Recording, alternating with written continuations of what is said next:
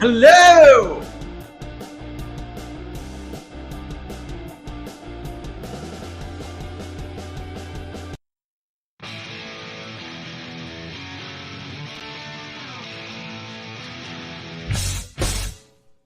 How much you wanna bet that I can get you back inside your head before the summer ends and spread a little love. Just for a little fun, I'll make you come back to me before the rise of every sun. Baby, it's meant to be, I know you got a man, but you don't understand. You're gonna be a heartbreaker. You're such a love taker. So just suck me in and you can toss me like a cigarette. 'Cause I just wanna be a bad habit, yeah.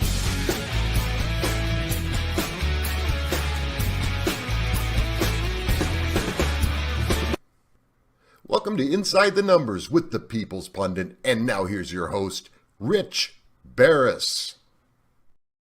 Hey folks, welcome to Inside the Numbers. It is Friday. Get your questions in so we can answer them later in the program. All right, look, things are going to change over time. Like the background's going to get different probably every day until we're finally done here. And literally, there will be a totally different background.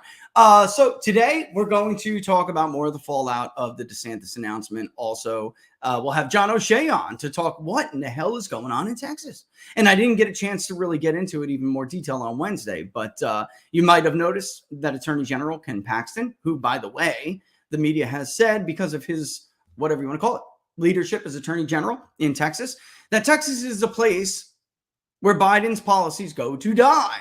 So, of course, if you do not like that, you're going to try to take out Ken Paxton. All right. So he called on the House Speaker, Dade Phelan, a liberal Republican, to resign. And we will show you more footage. There's even more footage of the spectacle that Mr. Phelan put on when he was conducting session. I don't even know what to say, except for this. That Democrats are going to love that footage in 2024. Texas is a red-leaning state, but it is not so red that a public scandal like the Republican Speaker of the House being inebriated on the floor of the House of Representatives at the state capitol, it is not so red that that scandal will not or could not potentially lead to significant electoral losses if Republicans just sit back and do nothing and just pretend like Ken Paxton is the problem, who was elected overwhelmingly, by the way. It's Ken Paxton the issue, but not the inebriated House Speaker who constantly stabs conservatives in the back. All right, which we didn't get into enough on Wednesday, but it's such a big part of the story that we have to do it. And then again, lastly, Q&A, but we're going to spend a lot of time with John, get his feedback. We're going to show you some polling, which is very interesting as we talk about how many people either entered or will enter this race for president, the primary this week, going into next week. All right. So with that in mind, we came out with the Rust Belt poll last week, and it was let's call it a mini Rust Belt poll, right? Because the Epoch Times one was even bigger than that.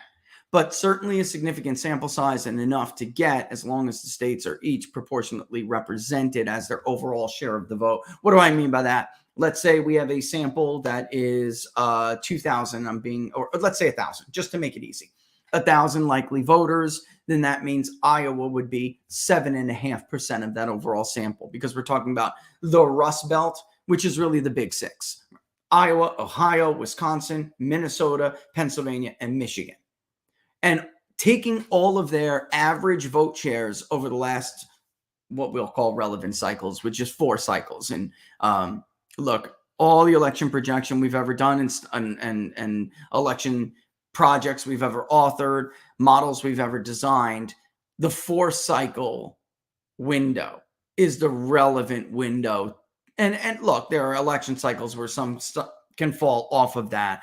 But for the most part, that's the relevant window, because demographics change and ancestral voting patterns start to lose power, and partisan leans begin to shift because of state-to-state migration, because of legal and illegal immigration, and a host of other things. So, and economy, as I tell you all the time, economy is politics, right? So 4 cycles, you're really stretching it, but 4 cycles is the relevant period. And in the Rust Belt poll, that's what we looked at. So Minnesota, about 12%, a little over 12%. Ohio, about 25%, right? Pennsylvania, roughly also about 25%. So as long as each of these samples the sample size for each of the states is proportional to their overall vote share, all right, for the Rust Belt 6. And we came out with it, and a lot of people had a meltdown. I knew I was right, but a lot of people had a meltdown. Trump had an extreme strength going into 2024 compared to what he had in, frankly, 2020.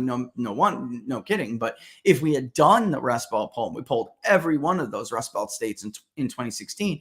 If we had done it in that design of a survey, I suspect we would have found a much, much closer race than that we're finding right now, which is in truth not that close. Him up by 10 to 12 points in Ohio, him up by 10 to 12 points in Iowa, him up by 2 to 4 points in Wisconsin, him up by, it depends, 2 to 5 points in Pennsylvania, but Trump losing to Biden in Minnesota still by about 10 points, which is interesting. And again, things could change, or it could be that Minnesota is a smaller share of the Rust Belt poll, so it leaves a larger subgroup error, which we know to be true. We know that to be. Ohio, Pennsylvania, we're going to have much more reliable subgroup errors, sampling errors for those states, because the sampling for each of those states is so much bigger, right? I mean, what's the least out of a poll, out of a state those sizes? What is the least sample we would look at? I mean, media polls would do no problem. 400, we would not. We have minimum sample sizes in Ohio. It is 600, and so on and so forth. And we always do much bigger than that, but that's what we have for minimums. And anyway, it was a strength in the Rust Belt we had not seen in 2020 nor 2016, even though he was stronger in 16. Biden was always leading, and I went back and looked. Actually, I was wrong when I tweeted it or posted it on Locals. Biden was about, in the very first Rust Belt poll, Biden was about even with likely voters with Trump, but registered voters, it was Biden +5. In the very final one, it was Biden +2, and we really didn't care at that point about registered voters. We were really drilling down on the likely voter screen. At the end of the day, if you do the Rust Belt 6 vote share, considering Trump won Ohio by 8, 9, whatever, he won Iowa by 8, 9, he won, Wisconsin was basically dead even, and Pennsylvania was also very, very close, as was Michigan, but Minnesota was not. Anyway, when you add the vote shares all together, you get a little over 2-point margin for Joe Biden. So we know it works. We know this works. And so the findings last week were extremely significant. That is not what upset people.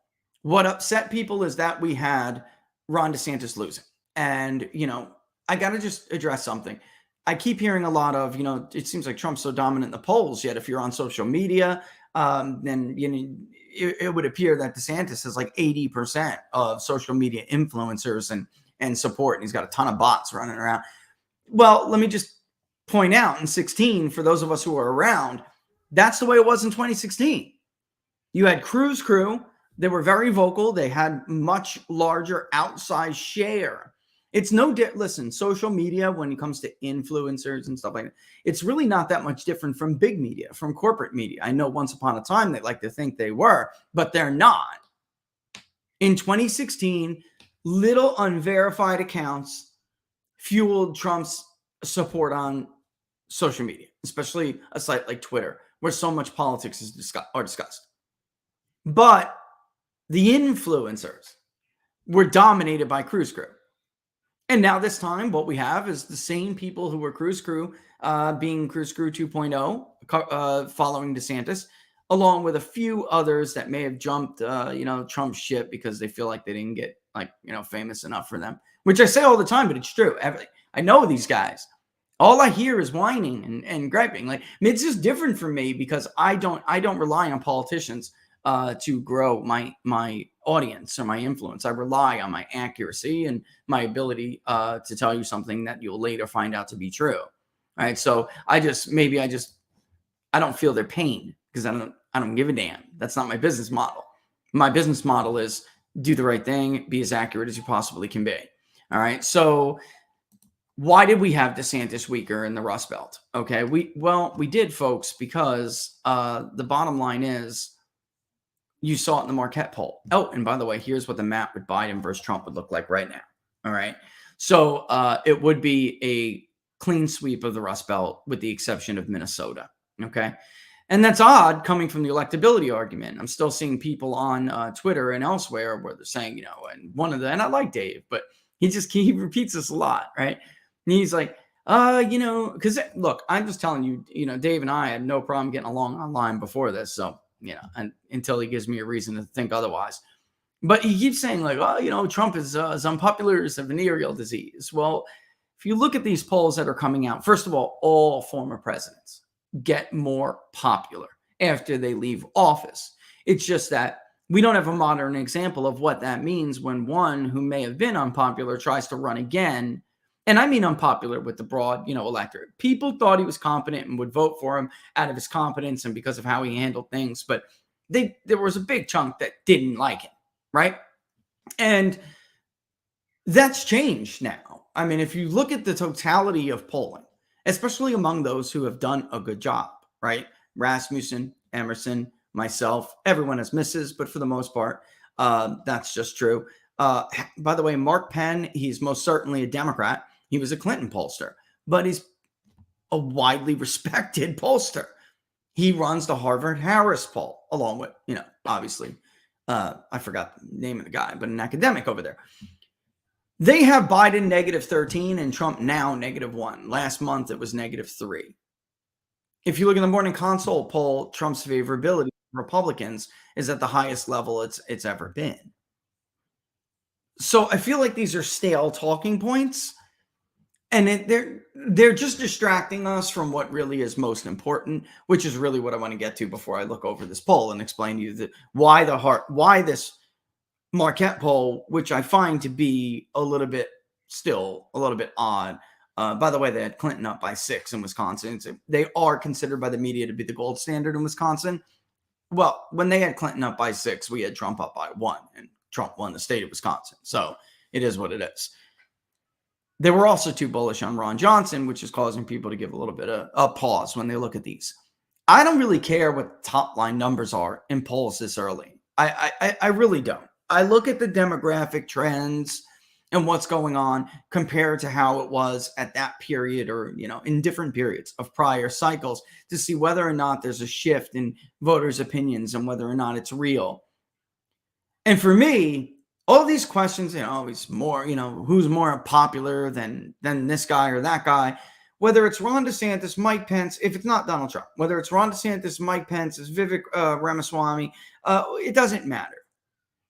Democrats in the media are going to take that chunk of undecideds, or I don't know, never heard of, can't form an opinion. And they're going to turn, let's take Ron DeSantis, for instance. They're going to turn Ron DeSantis into a warmongering globalist with elite friends, rich friends who are just dying to give themselves breaks while the middle of the road Rust Belt voter gets the shaft. Biden might not be perfect, but at least he cares about people like you. At least he cares about people like you.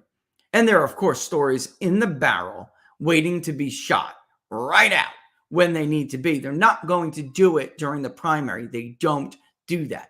Mitt Romney will argue how electable he was and how unelectable Rick Santorum was or Newt Gingrich was until in the middle of the summer going to the fall or the end of the summer going to the fall, the Washington Post releases a 9,000-word hit piece about how he hates gay people and bullied them when he was in high school. Poor gay kid, Mitt Romney, he picked on him and forcefully cut his hair. And none of that wouldn't even have mattered as much as their coverage of the 47% comment. Or the worker in Ohio who voted for Donald Trump, who said that Mitt Romney at Bain Capital, when they took over his wife's company, stripped her of her health insurance when she had cancer and died. Fair or not, it doesn't matter. When you look at how he has this $1 million garage port elevator installed in his house, and that he turns to Rick Perry and bets like, I'll bet you 10 grand, like as if Rick Perry has 10 grand. They will portray any Republican as that. So the idea that somebody's more liked right now than another is like it. When I hear things like that, I think two things. Either one, the person's intentionally being dishonest and they know how this works, or they're amateurs and they really haven't been around that long. So they don't know how politics works. They don't know how a presidential election is conducted in this country. What happens when the primaries are over and the media pivots to the general? Which makes me think about how bad this rollout was for the DeSantis campaign. And how, frankly, amateurish it was. Before we get, and they didn't want to hear it that night. Sorry, my eyes after the surgery are just always dry. They didn't want to, and especially with the lights, these new lights blasting me in the face. They didn't want to hear it that night.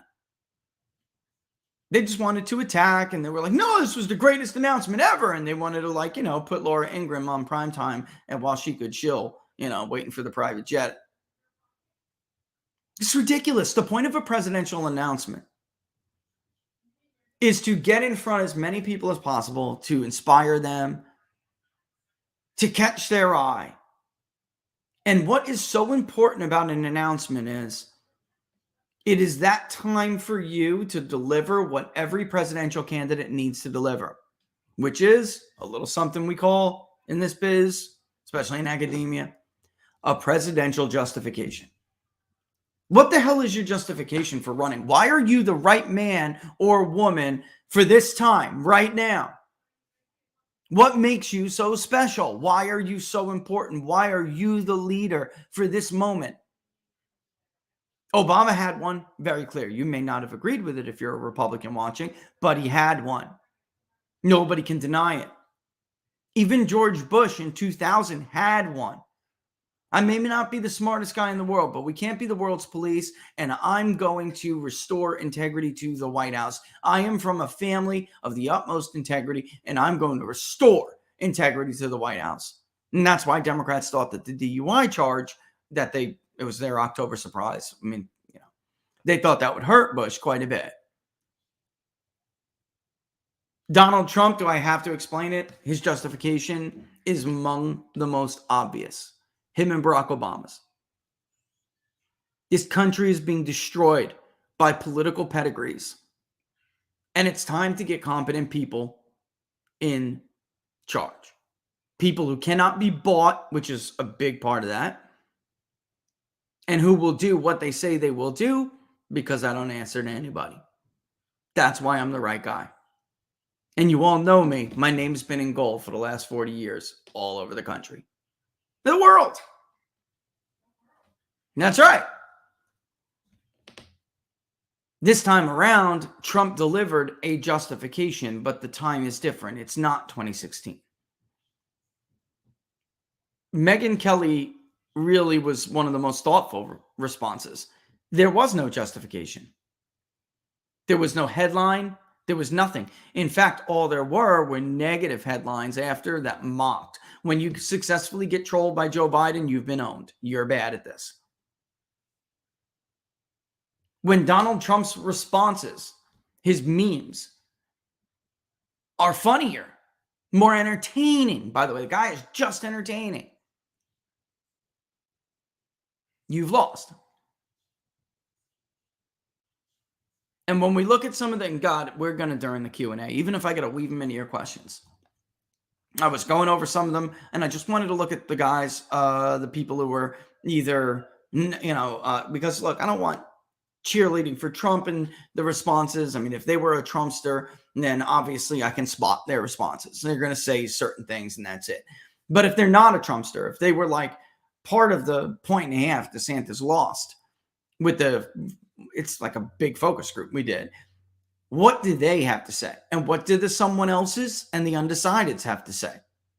Your very first comment exported today with basically said, and I think I can actually do this verbatim, Trump 2024 it is that. Because that's not going to beat Donald Trump. Another guy in Utah actually lamented it. I guess I'm just going to have to reconcile that Trump is the nominee because this was the best chance to beat him, and this is not good enough. So Trump is the nominee, and I'm just going to have to accept that. A lot of answers about Ukraine. What the hell is... How could you not address Ukraine with all the questions surrounding it? So we'll get into that. But I do want to point out, the Rust Belt poll comes out. They give me hell over this. And the bottom line is, to me, the most relevant question, all the nonsense and platitudes that are being thrown around, the most relevant question for me this election season has been, like last one was, will Democrats declare their independence like Republicans did? Or will they allow the media and their establishment to pick their nominee? And they sadly, and I actually find it sad, they allowed the media and the establishment in corporate America to pick their nominee. They wanted Bernie Sanders, but they believed the electability argument. They believed it. And you could argue, well, he won, Rich. Okay, well, I'm on YouTube. I got to be careful with this. But that's an issue Ron has with the voters as well, and Nikki Haley and Mike Pence definitely has it as well. You're arguing that nothing went awry in 2020 and somehow that's not going to happen to you, when the vast majority of Republicans do believe it happened. And number two, it's not even close when you ask them who is the strongest candidate to run against Joe Biden in 2020. It's not even close. It's 65, 70%. Donald Trump. And that's the way it looked against Ted Cruz and the rest of the field in 2015 and 16. They simply didn't believe that Jeb would be stronger. And they were right. Jeb Bush was never going to carry any of these Rust Belt states. He may have even lost Florida to Hillary Clinton. He was not going to carry Wisconsin. He was not going to carry Pennsylvania. He was not going to carry Michigan. So for all these people who always said that, I always replied, and it was Cruz Crew back then, please, enough with the platitudes. Please show me on the map which Rust Belt states the non-Trump candidate, in this case now Cruz, is going to peel away from the Democratic coalition against Hillary Clinton. Please show me. And how will they do that? What groups, demographic groups, are they going to win or do better with? And do you know the size of these groups and how much they impact the electorate? Give me an actual, sophisticated intellectual argument, because the rest of it means nothing. It's just talking points. And I never got it. And this year, we're doing it all over again. Please show me what groups, and at least this time they have a group in mind. Please show me what group you think Ron DeSantis is going to do better with, and then the math behind how that's going to overcome the deficit you're going to have with the others. So, for instance, the question for me was this. We know that two very key blocks of voters exist. The non-Trump vote that all of the never-Trumpers and Cruz Crew 2.0ers, now DeSantis 1.0ers, want to point out. Educated suburban women, which is just, by the way, a fallacy in and of itself. Educated voters are a Republican problem, not a Trump problem. But they're not just women, because as I'm going to show you again in the Wisconsin poll, women are fueling Trump's strength, not men. Women. I mean, I know that people are having a hard time accepting this, but it's true. Women are fueling Trump's strength, not only in the primary, but his, frankly, getting to be dominance compared to where he was in 2020. Women. We know this anti-Trump vote still does exist. How big is it at this moment? And we know this Trump-only vote exists. We know it does. We could go all the way back to 2008, 2012. We can 2010 was 30% turnout. It was pathetic. We could go all the way back, and we know this. That vote exists. And that vote has made or broken Republican victories in the past. The only reason why George W. Bush won is because he did win a voting group that's very similar to this group now. Back then, we called them the elements of the Ross Perot coalition. Bob Dole could not get them. He was a loser, and he got killed. A president was reelected with not even close to a majority because of how poor Republican performance was. Herbert Walker Bush, W's father, he was beaten because of it. And I'm putting the platitudes aside and I'm saying, which is bigger, the anti-Trump vote or the only Trump vote? Because at this point, Republicans are really, really at risk of fracturing that vote right off their coalition for another 10 years, like they did to the Ross Perot coalition. And I'm not sure how you think you're getting them back if that happens. Why would you assume they're coming back? They're assuming they're going to show up. But as you can see in our polling, we were right. And then in the Marquette polling, it's very clear. The Trump-only vote is bigger. Much, much bigger. You do a head-to-head, and Trump is ahead 52-47 in the Marquette poll. DeSantis a little bit less, 4 points, a little bit less vote share.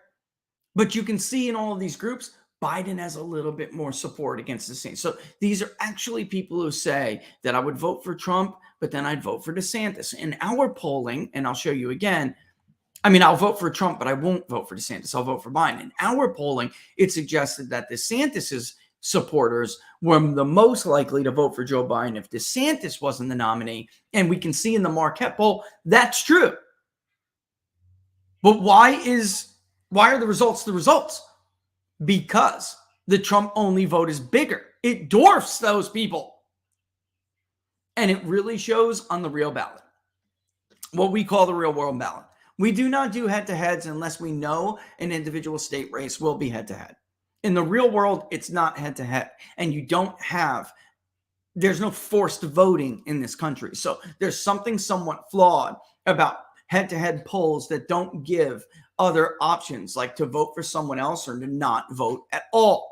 You're forcing people to answer as if you put a gun to their head and made them go to the polls. That's not how the real world works, folks. In the real world, they have the chance to vote for a third-party candidate in Wisconsin, which has been on the ballot now for the last 2 cycles without a hitch. At least one third party, at least one. Or you cannot vote at all.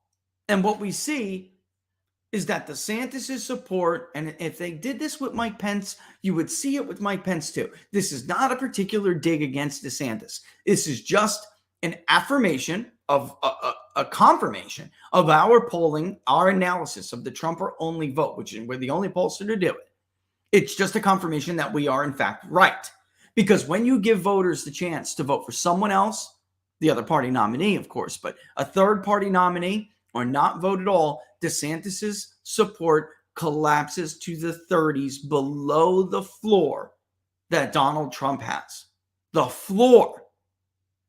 So the Republican only vote, the ceiling is lower than Trump's floor, which was 42%.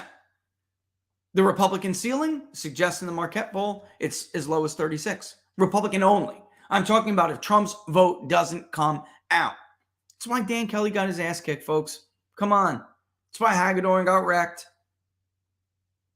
Johnson is very much that kind of, he is not a traditionalist Republican. He's not. He has not forsaken the MAGA coalition that when he won in 2016 against all odds, because all the polls showed Feingold was going to beat him.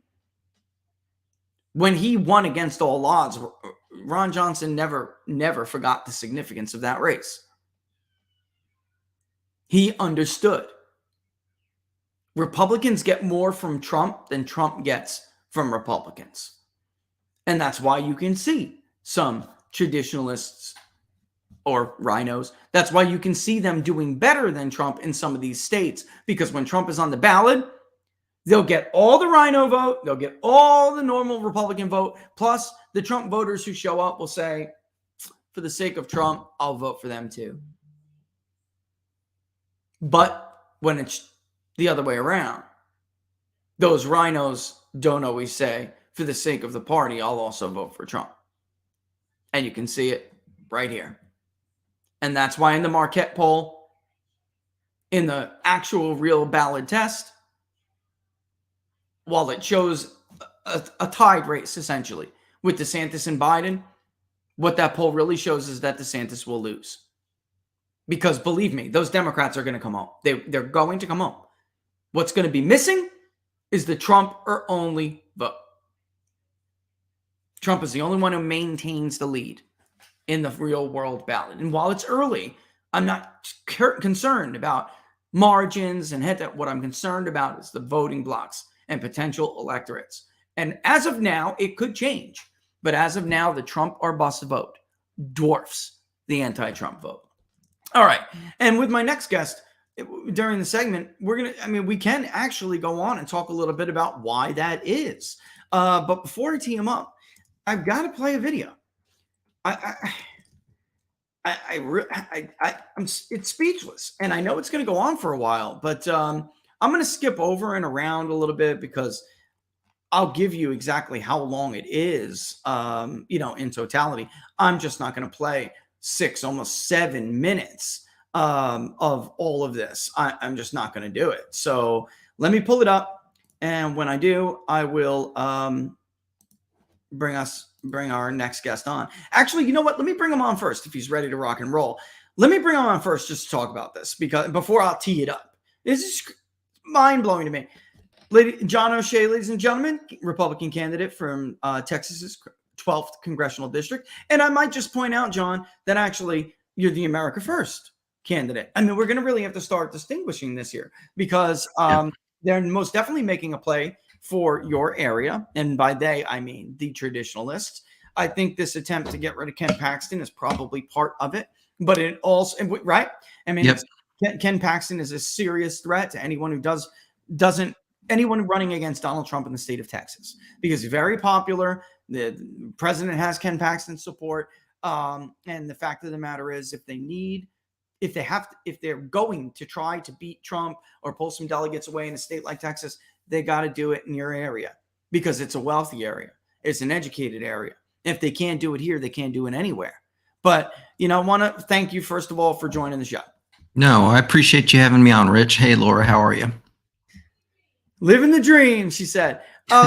John, before I play this clip, let's give everybody a little bit of background. Sure. It's more than just what happened here in Attorney General Ken Paxton calling on House Speaker Phelan to resign. Right. It's more than that. This is and actually, I'm not from Texas. Why don't you tell people what usually happens in the state of Texas? Because viewers all the time tell me it's a red state. How is it we didn't get this passed? How is it this didn't happen? How is it happens to me all the time? And it's not just Texas. It's a lot of states, John. But why don't you tell people what the hell is going on in the state of Texas and why so much of this agenda did not get passed? Sure. Hey, so in Texas, we have, our House, we have 150 seats. In the Senate, we have 31 seats. We don't have currently a Secretary of State. We have a governor and a lieutenant governor. Our governor is, Abbott, and he's conservative. He's maybe not as conservative as everybody would want him to be, but by and large, he has a very conservative agenda. Dan Patrick, who as lieutenant governor presides over the Senate, is very conservative and actually is leading the Trump Texas delegation, so of which Ken is on as well. And so the Senate has actually instituted most of the platform and policy that the grassroots and actually the state Republican Party have wanted. The stumbling block that has been in Texas for our state government for a number of years now has been the House of Representatives. And unfortunately, right now, the current Speaker of the House, who you mentioned, Dade Phelan, from Beaumont, Texas, he's not presided with a conservative agenda. In fact, he has got conservative grassroots movements all across the state pulling their hair out because things that we think should be very simple issues to get through have ended up not only going through unnecessary stumbling blocks, but have been things that have been killed actually by the House procedurally or through other mechanisms. Like, for example, school choice. That's an issue right now that I think we can all agree on is probably really the social, justice kind of issue of of our generation. I mean, super popular, John. Super popular. it's super popular. And not only does he kill it, but then when they try and get it through, they do things like they water it down, where they're going to, tie it to national testing standards, to where all of a sudden you're bringing the federal government into it, which is going to subject it to all the Department of Education things. I mean, it's just nuts. And Dade had, in fact, I'll tell you, one of the 8, so there are 8 critical elements that the state Republican Party have pushed for in this legislative agenda, because this Congress only convenes once every 2 years in the state of Texas. One of them is they wanted to do away with the practice of the House Speaker appointing Democrat chairs to committees, critical committees, actually, that control the legislative agenda for their subject matter. Dade Phelan refused. In fact, he actually went to the Democrats, lined up committee chairs, and secured their voting block first, and then went back to the Republicans and said, either you fall in line with me, or there's going to be a terrible political price to pay, and I'm going to virtually nullify your legislative ability and power in this session. John, you look for another example of where there's a blue state or a blue leaning state, 10-point blue leaning state, like Virginia, for instance, right. Or, Colorado, right? And you will not find an example of a Democratic House Speaker or a Senate leader, for that matter, going to the Republicans to cut out their party to get things done. So, and by the way, get Republican agenda items done. So that's the real kicker of this. He's not doing it only to sandbag Republican agenda items. Democrats get stuff in return for this. So it's like they're getting a large chunks of what they want to get. And this is one problem of, obviously, that Attorney General Ken Paxton had with him. And then there's this, and I'm going to play it for a bit, because only for the sake of, and I don't mean to bore you, with the time it's going to play, but only for the sake of people seeing this fully. I don't want them to miss anything. The one thing I would say too, and I know the video that you're about to play, but the one that kind of set off this firestorm before, which was a video of him presiding over the House last week, actually was much worse. In fact, frankly, the first time I saw it, I thought he was possibly having a stroke. Yeah, me too. At first, I was, I was thinking he's inebriated, but then I thought maybe it's not. Maybe he's having like a stroke, and the poor guy's going to end up with like Bell's palsy or something. I'm serious. So I pulled back, and I was like, nah, I'm not going to say anything. But then as it got on, and this is from Greg Price, you got a hat tip who did it. He's got almost 6 full minutes of just clips, so people don't think we're taking this man out of context. We're not. This occurred long, and you can actually see him if you look in some of the footage, drinking from what appears to be a white styrofoam cup, and it's like, God knows what the hell is in that cup, John. It's covered. Well, it's a little kept secret that they actually have a fully stocked bar back behind the House chambers, and that when people are not on the floor, they go back to the bar. Unfortunately, most people are able to conduct themselves with a little more proprietary than the speaker, who our lieutenant governor is affectionately nicknamed California Dade. So he might as, that's a great name for him. Let's play some of this, John. Probably skip around a little bit. The end is atrocious, atrocious, but I want to play quite a bit of it just so people don't think we're being unfair. Okay, let's roll it. Mr. Harris was shown as present. Please show him as machine malfunction. Please show him voting aye. Mr. Patterson.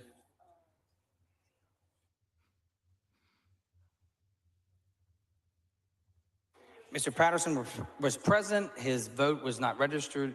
Please show him voting aye. You can see him really try to pull it together. Mr. Romero, for a purpose? Right.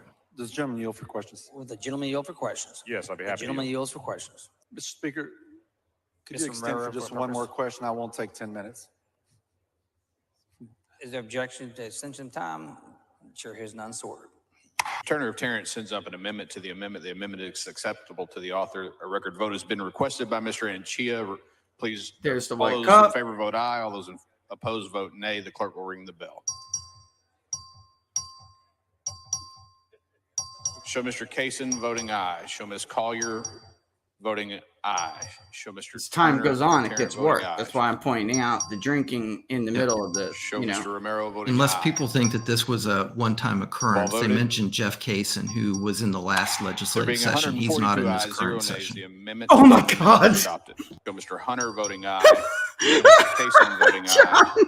Show Ms. Yeah. Collier voting aye. there he goes again. Watch. Show And the Mr. point Huberty is voting like, aye. watch how much worse it gets over time. Have all voted? There being 142 ayes, 0 nays, the amendment. Members, there's another amendment to the amendment. The clerk will read the amendment to the amendment. Laura's Amendment to just the amendment laughing back in here. the other room. The chair recognizes explain the amendment to Thank the you, amendment. Mr. Speaker and members. This moves one precinct from District. Yeah, he cut him off on 99. purpose, Laura. Mr. Yeah. Guerin sends an amendment to an amendment as amendment. That amendment to amendment is acceptable to the author. Is there objection to the amendment as amendment? The chair hears none. But Mr. Anchia requested a record of vote to the amendment as amendment. The clerk will ring the bell. Well, in fairness, that is a bit of a tongue twister. It is. Show Mr. When Moody voting you're aye, Ms. Collier drinking, voting aye, Mr. it Romero really voting is aye, Mr. difficult Perez to get voting out. aye. Show Mr. Guerin voting aye. Show Mr. Kaysen voting aye.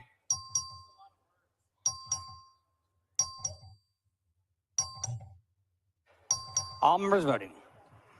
There are 145 ayes and 0 nays. The amendment to the amendment as amended is adopted. The chair recognizes Mr. Guerin to close in the amendment as amended, or something like that. Or something like that. Thank you, Mr. Speaker. Members, I move approval of the amendment. To the author, and I move adoption. Mrs. Weiner sends an amendment. The amendment is acceptable to the author. Is objection to the adoption amendment? Chair hears none. The amendment is adopted. Just for your audience around the rest of the country, that's Members, not a is the chair typical in Texas drawl. intention to be back tomorrow at 2 p.m. given tonight's very late work. We are checking the geography in Tarrant County. Your county. So Blaine, Tarrant County. Wow. Mr. Kane sends an amendment to the amendment. The amendment is acceptable to the author. Mr. Turner of Tarrant is requested record vote. The clerk will ring the bell. I just got to point out, John, the red face. Do you see how much more of the face, as time goes on, the face gets just redder and redder. And now this is the next, so this is over the course of a couple of days too, that this happens. And let me, you guys can hear it. It's real bad when we get to like here. Let's go to like the last 20 seconds or so. And it's just awful because what you'll see is that, again, as time goes on, it gets worse and worse this day as well. So let's just watch this and we'll watch the last like 30 seconds or so. I think it's 30. That's really worth watching. And then you'll see. And it froze. That's Greg. I blame Greg. Musk is like, I'm going to stop his show. I'm going to hold on. Like, refresh real quick. We'll watch the last 30 seconds and then we'll move on. But and while you're doing that too, I can tell you the one that was Mr. on Harris Friday. is shown as president. Sends an amendment to the amendment. The amendment. Sorry. Go ahead, John. Go ahead. I was just going to say what was particularly egregious about that is that the session's wrapping up. In fact, it'll conclude mid next week.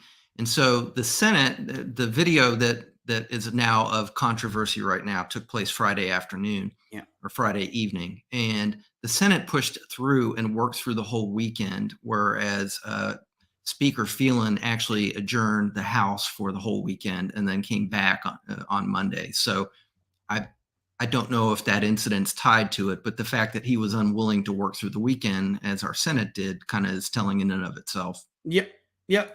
Yeah, let's wrap up the last 20, 30 seconds or so, and then we'll get into what, so obviously Ken Paxton will have, after this, called for him to resign. And again, I really have to stress, John, the political liability here. Democrats are going to have a field day. Doesn't matter if he's in bed with them or not. Democrats are Democrats, and they like to win. And they're going to plaster this footage all over people's television screens. And sometimes that really works against you in some conservative areas where they're like, this is a disgrace. I have to vote against you to teach you a bit of a lesson. We had that here here in North Carolina with what's his name, young guy, Laura, the guy who tried to get on the plane with the gun. There were actually voters, we're talking about Western North Carolina. And of course, they're certainly pro-gun, but Madison Cawthorn was being irresponsible, like an irresponsible gun owner in their eyes and making them look bad. So to them, it was like your opening season on us as gun enthusiasts and responsible gun owners, your opening season by acting like that. So now you were going to punish you. We're going to vote for Edwards instead of you. So if people think, oh, it's Texas, it's red, and don't worry, being foolish. I mean, look, Beto O'Rourke came within 2 points of beating Ted Cruz in the state of Texas. So if you don't hold yourself to the standard that you always say you're going to hold other people to, then you look hypocritical and it's going to hurt. It's going to hurt bad, especially if, by the way, to protect him, you go after the popular attorney general. But let's roll this. Same members separately the authors the objection to adoption amendment. A record of vote has been requested by Mr. Middleton. The clerk will ring the bell. Show Mr. Hunter voting aye, Mr. Rainey voting aye.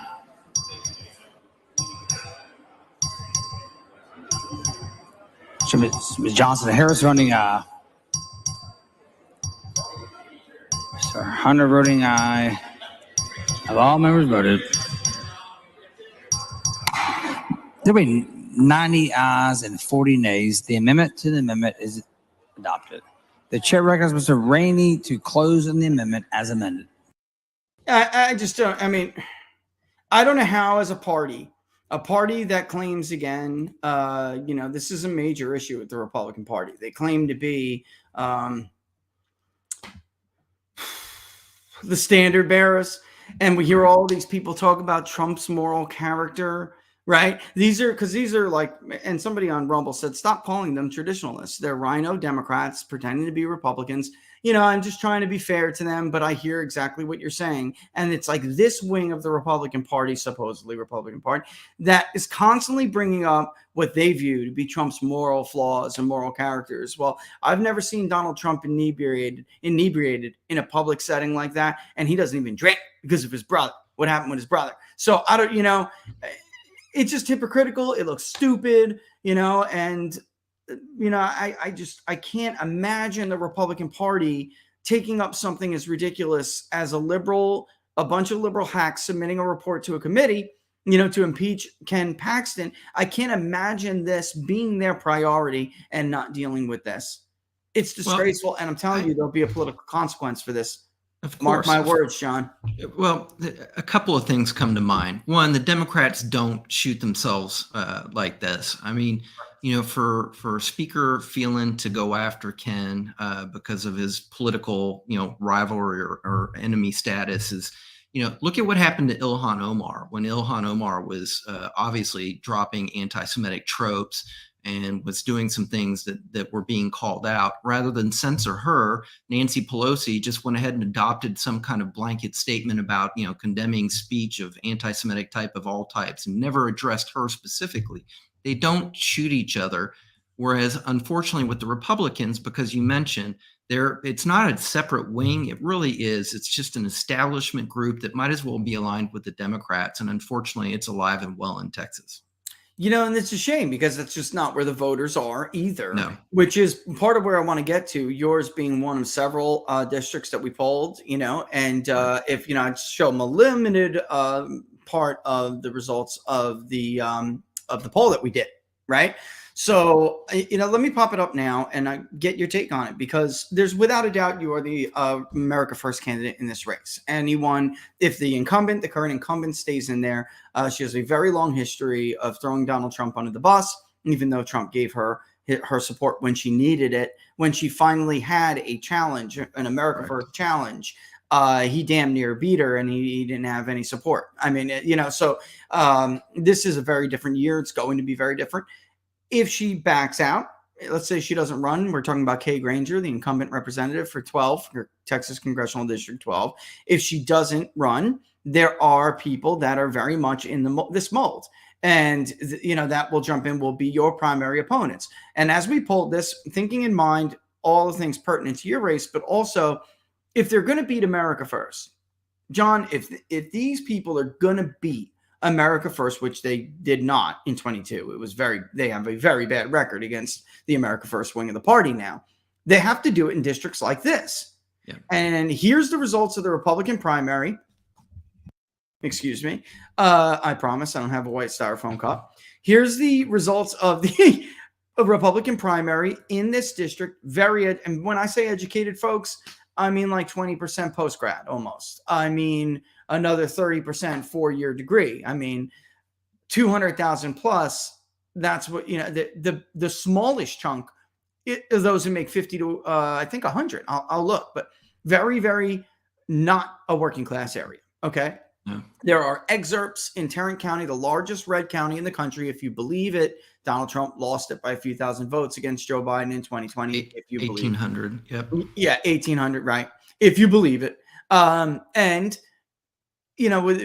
for all intents and purposes, an area where Democrats think they can make gains because of that education gap, because of Republicans that we were talking about in the first segment, they think they can win back. It's a nice area, Fort Worth area. It is very urban, but then there are these excerpts. There really are suburbs within urban areas, these little enclaves, but they're neighborhoods, they're suburbs, right? So that perfect test of whether or not there's an area where non-Trump candidates would be doing better or they could keep Trump down, right? So if you believe me, Trump's roughly at 60% national. If you believe Fox News, he's roughly at 55, right? So the bottom line is he's above 50, but how strong? If he was going to be somewhere weak, it would be here. And as we can see here, for those who can't see, I know it's tough to see. Let me see if I can zoom in a little bit. Trump was at 51.5, so rounding up, John, 52. DeSantis at 50. And if you go across everything, age groups, Trump is super dominant in 65 to 74. Wait, you said DeSantis at 50. He's not at 50. Yeah, that's right. I mean, I did. I mean, Trump at 50, DeSantis at 20, excuse me. Right. Yeah, no, he's got him by 31 points. I mean, he's lapped him 2.5 to 1. Big deal. And it's a big lead, John. Yep. And look, by the way, I think this is the major difference. Well, he's carrying whites too. But look at the Hispanic vote is much, much bigger, and it will be about 8% in this district in a Republican primary, 5 to 8%. I actually think it's going to be a lot more. Why do you think it is like, I really want your take on the America First movement in your area. You have Tarrant County, about 70% of the vote. You have Parker, about a quarter of the vote, or a little bit, just under 3 in 10 of the vote. And then some little scarcely populated areas, here and there, but it's mostly Tarrant and Parker. That's it. That's right. The district. What is your take on why the president still is so strong here, despite the demographics? Well, candidly, I think that the illumination that's taken place over the last couple of years. I mean, if you want to talk about a stark, dichotomy, take a look at what we're experiencing in 2019. And so you had a part of the party, especially I would say kind of there's an affluent area here that's a self-incorporated area called Westover Hills. So kind of from Westover Hills into the downtown area, that's kind of the more establishment rhino, scattered in with some true Democrats who just have an R by their name because they know they can't win offices if they run as a Democrat. But those people have been more hesitant and more resistant. But the vast rest of the area is truly an America First national populist. And so I think what's happened is that you've seen some of the rhino type, some of the established and the old money are looking at DeSantis as kind of the never Trump, alternative. And frankly, I don't know how they can not see that DeSantis is just going to, like you pointed out earlier in your program, he's Jeb Bush 2.0. I mean, I don't see him having what it takes. In fact, Carrie Lake said on another show that she said, if you can't beat Donald Duck, how do you think you can beat Donald Trump? And no, I think that kind of captured it perfectly. So, that was a quick-witted response by her. But, people here get it. They want what was happening back in 2019, even when the Republican Party was still really kind of fighting against him. Yeah. Of course, at that point in time, based on some stuff that had happened in those midterms, I mean, Nancy Pelosi had the gavel, but, he wasn't getting any help really from Mitch McConnell other than getting judges appointed. So, if Trump was able to do that, fighting not only the Democrats, but the Republicans, And now you have a wave of Republicans who are jumping in, like the Eli Cranes and the Anna Paulina Lunas and people like that, who truly are doing it because they love the country, not because they're seeking to become career politicians. It's funny, on a much, much lesser scale than President Trump. I mean, I'm in a very similar position. This is not something I needed to do because it wasn't like I needed a job. It's not like I need a paycheck. It's not like I ever aspired to be a politician. But, our country needs us right now. And, frankly, if you're a Christian and you believe your purpose on earth is to serve God and bring glory to him, well, you've been commanded. You're supposed to serve and love your brothers and sisters as you love yourself. And, these policies that are even like our Texas House and what's happening currently on the federal government stage, I mean, it's crushing working class and middle class people.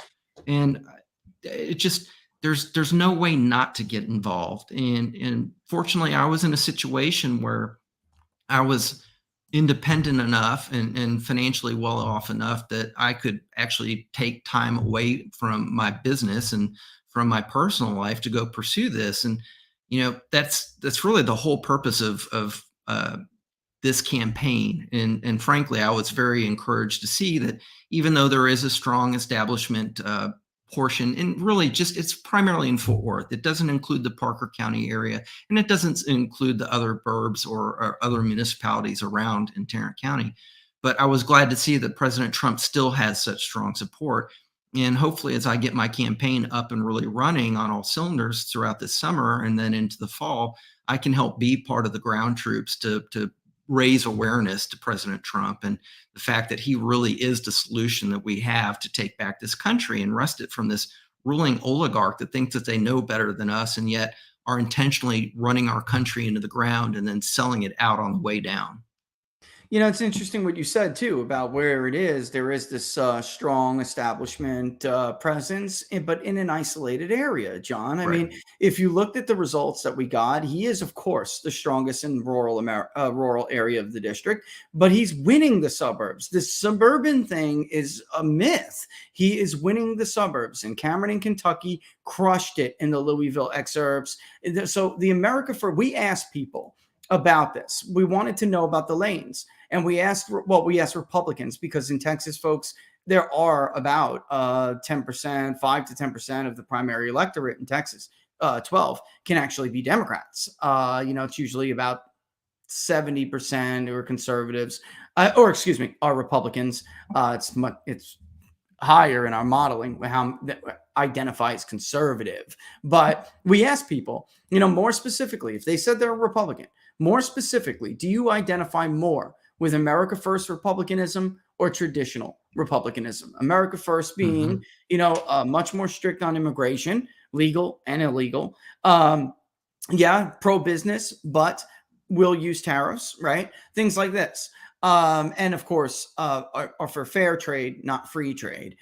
Was stunned quite a bit. I'll be honest with you. I was stunned. America First took 55.4. Traditional Republicanisms took 23.6. That's it. So about a quarter. And unsure, no opinion took 21%. If you cross that with... You know as well as I do that 21%, there may be some element of there that are unsure, but a vast majority of those people just don't want to be smeared as being MAGA racist. Damn right. Yep. You're 100% correct. And from other questions that we asked, which, they're for you, other questions that we asked, they are.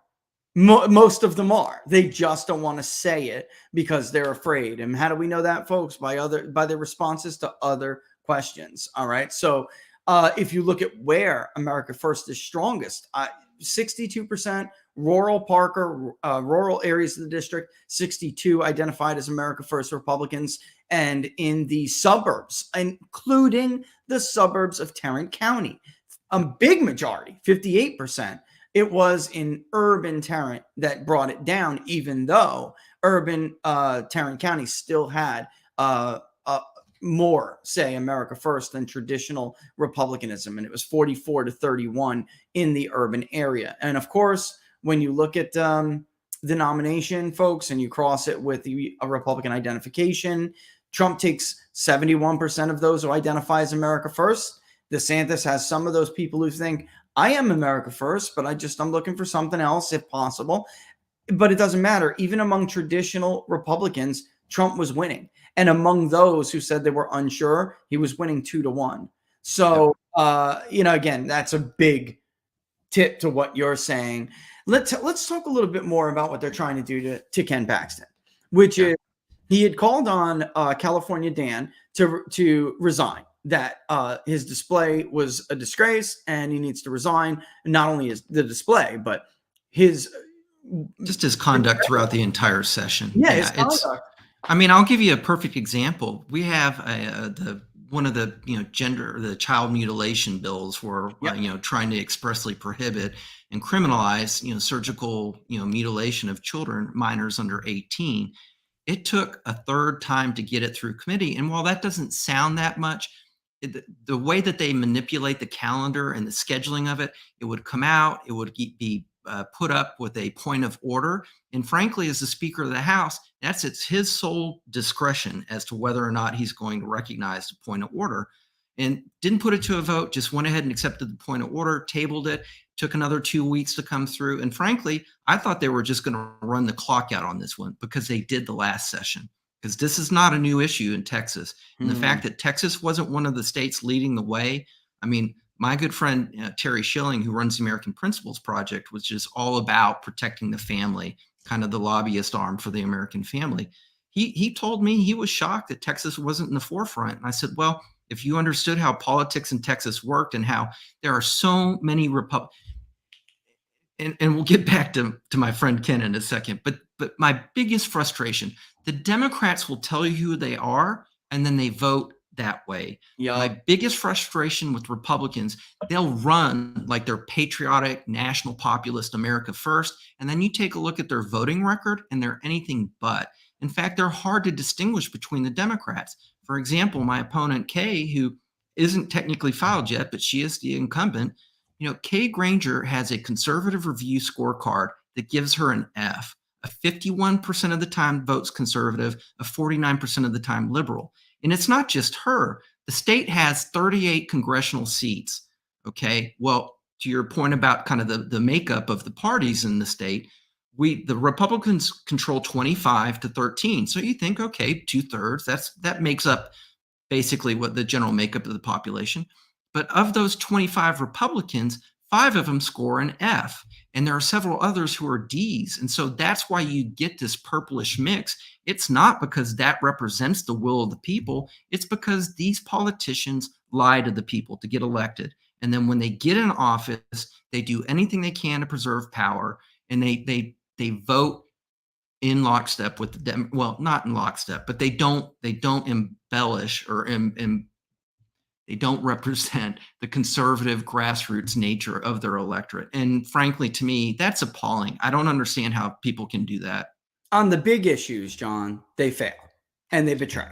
On the big issues, I mean, this is certainly not restricted to Texas, but it's notable because Texas is supposedly a Republican state, and look at border security. That's one of the bills that's gotten killed. Bring it up. I mean, if you want to talk about a situation that truly is causing the state all kinds of problems, and I mean, I've discussed it before, but I'll say it again. There is not a compassionate argument to be made for allowing this illegal invasion of immigrants coming in, by and large, who are economic refugees. They're coming here to better their lives. They're not fleeing war. They're not fleeing some kind of oppression. They're not even fleeing gang violence. I mean, we've seen what's happened in El Salvador, and actually the MS-13 is much less of a problem in El Salvador now than it is in the U.S. But they're coming here for a better life. And hey, go through the process legally. I did it. I immigrated down in South America legally, and it wasn't pleasant, but that's what you do. The nation is not a nation without borders. And so you would think that Texas being on the front line, bearing the brunt of this, with all the cost, with all the social services, with all the increase in crime, with the human trafficking, with the fentanyl trafficking and the deaths that occur from that, the leading cause of our youth in the country. And with the, it's just appalling. In Dallas-Fort Worth, I had a friend who's a constable who told me there's over 400 minors who are being sexually trafficked every night in the Dallas-Fort Worth area. Completely unacceptable. So there's nothing compassionate about any element of this whatsoever. And yet that bill that was going through, that was passed by the Senate and then went to the House, got killed in the House. And so I'm sure that Governor Abbott is going to bring it back up in a special session. Trust me, he's fuming. There are several things that didn't get passed that were high priority items for him, and that'll be one of them. But yeah, I'll tell you, John, no wonder why Trump does, and America First does so much better in South Texas, especially when he's on the ballot. And they don't. They lost Texas 15. They lost 34. They lost 3-4 congressional districts down there that they should have won. And Trump, by the way, would have won. And he has won them. It's just unbelievable. But that's because people don't believe them. They don't believe him. And the other thing, too, and this speaks to your, and nobody wants to give credit where credit is due. But President Trump is a rallying cry, and I understand that he turns out the anti-Trump vote as well. But to your point, there are people who just won't vote if President Trump isn't on the ticket. Now, we're going to have to figure out some way for him to hand off the baton after 2028, because unfortunately, he's going to be term limited here. Once he pulls his Grover Cleveland. Yeah. But the fact of the matter is there are people, because he connects with working class and middle class people in a way that other politicians don't, because they're just not genuine the way that he is. They'll turn out and vote because they believe him and they trust him. And we need to figure out a way to bridge that, and maybe some way to kind of screen out people who really are just kind of going through the motions and giving lip service to the talking points that they feel like they need to say to get elected. There needs to be some kind of vetting process or something where we can have, true America First candidates who are then going to be like part of the 20 that held Kevin McCarthy's feet to the fire during the speakership vote. That brings me to one of the questions that somebody had asked in the chat. But before we get to it, let's just circle back to, so Ken had called on California Dan to resign. And, I'm just going to keep calling him that because I love that. And they came after him. And they came after him with this report, and I'll let you actually detail it, which was regurgitated allegations that had largely, as far as I know, have been debunked. And yet they rehatched them, submitted them to the committee. Of course, he wields power on these committees since he set them up. Right. And the committee referred Ken Paxton for impeachment. So I guess what people are wondering too is, first, if you want anything to add to how I phrased that, please do. But also one of the questions is, how likely is it that they can get 2/3 vote in the Senate to convict if the House does impeach him? And first, will the House impeach him? And then how likely will they be able to get those 2/3? Well, it's going to be interesting to see just how much influence California Dade does exert on the 150 legislators. And kind of an interesting note, I had a pastor tell me the other day that when Texas was being set up with its state constitution, they chose 150 legislators to match the 150 Psalms, and then they chose 31 senators to match the 31 Proverbs. So it gives you an idea about the strong Christian religious roots of the state. But, Ken has been constantly under attack and has been maligned ever since he became Attorney General. And frankly, it's because he is on point and he is over the target. There has not been another Attorney General throughout the country who has challenged and pushed back first the Obama administration and now the Biden administration. And so it's no wonder that he's being constantly attacked and crucified. In fact, this isn't their first attempt. They went after him several years ago. And in fact, the charges were brought up in McKinney County, or in Collin County, where he lives in McKinney. And they court shopped it and somehow got it transferred to Tarrant County with the Fort Worth judge, which I'm not sure how that worked out. And then when they showed that judge was conflicted out, they ended up transferring it down to Houston to a Democrat judge. And guess what? He prevailed. And then it got to an appellate court presided over by a Democrat judge in Houston, and he prevailed there as well. And so they appealed it up to the state criminal court, which is kind of the highest appeals court on that side. But Texas is unusual. We have a state Supreme Court and a criminal court of appeals, and they just sat on it. And they sat on it. Why? Because it benefited them to say that he's under indictment and has these charges looming over him, and that'll never go away. That's right, political damage. And that criminal court of appeals is presided over by Republicans. But again, guess what type of Republicans they are? So when this latest set of circumstances came up and they were gearing up for him again, and you could tell that they were going to have to do this because there's nobody else as effective in fighting back against these unconstitutional legislation and policy positions that this feckless Biden administration regime is trying to implement. And so what they did was they trumped up some charges. They, kind of drug it through the Court of Appeals. The FBI got involved, and then they've sat on it. Because why? Because there's nothing to it. There's no merit. And it involves basically a real estate developer down in Austin who was a campaign contributor to Ken one time. But guess what? He sprinkled money heavily throughout, the state, and it wasn't unusual or atypical. They leave that out all the time. No, they leave that out. All the And time. and plus, and then they always make this statement of, well, he contributed $25,000 to his campaign. Well, guess what? To run a campaign as the attorney general, you need to raise about $8 million, which is what Ken has historically raised. So, I mean, not to belittle $25,000, but it wasn't like that was Drop like in the some bucket. huge, kind of check that all of a sudden now Ken's beholden to this guy. And this guy apparently built and amassed a real estate empire pretty quickly. And as I saw in my community banking career, sometimes it happens is maybe they grew a little too aggressively or kind of started cutting corners, and there started becoming some, problems paying some of the debts and got into some litigation. And so the problem all arose when then the FBI raided this developer's offices based on a case that he was having with a nonprofit that was one of his institutional investors. Now, again, just so to kind of put everything so that they try and malign it like this is something murky or kind of behind the scenes. This investor, he was getting money from institutional life companies, so those are people who had vetted him clearly. So this was not like somebody who was doing back alley deals or was right. of questionable character. So, but when the nonprofit that invested institutionally and then was using those funds charitably had a claim against him, the FBI jumped in, raided. He then went to the attorney general and actually up through the county and asked for help because he felt like his constitutional and civil liberties had been violated by the FBI. Now, interestingly enough, they've not cleared up there's not been ever any criminal complaint filed against that developer. So again, kind of akin to the FBI raids that have been, used or investigation Holding against it. Ken. Yeah, Yeah. it's because they want to hold it there. They just want John? to keep the narrative out there. Right. And so all of this happened, 3 years ago or 2.5 years ago. And Merrick Garland, trust me, if he has a smoking gun on Ken, he's not been sitting by just idly waiting for the opportune time because Ken's taken the Biden regime to court over 40 times and he prevails over 90% of the time. So trust me, he is, enemy number one out of all the state attorney generals.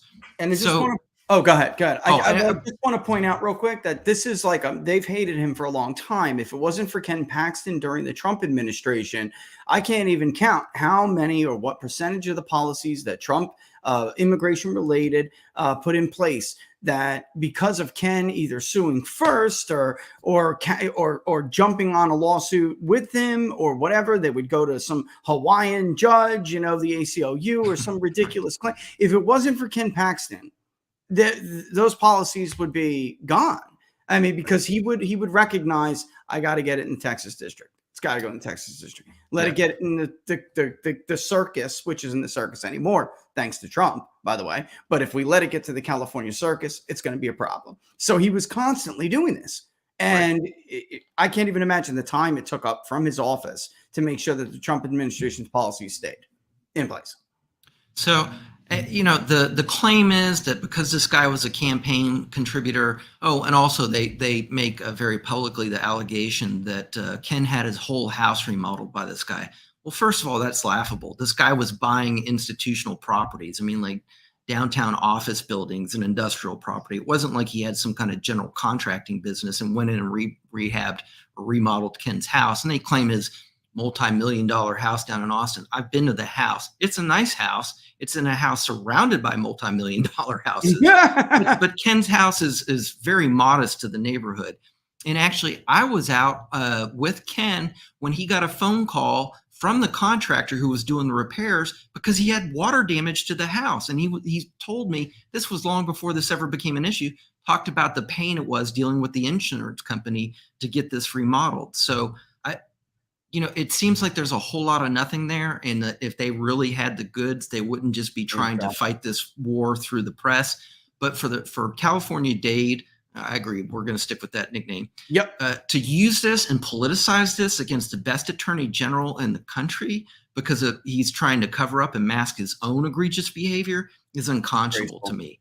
I mean, it's the state of politics, though. It's candidly, it's one of those things. Like I said, I never aspired to be in here or to do something like this, but boy, it sure has opened my eyes.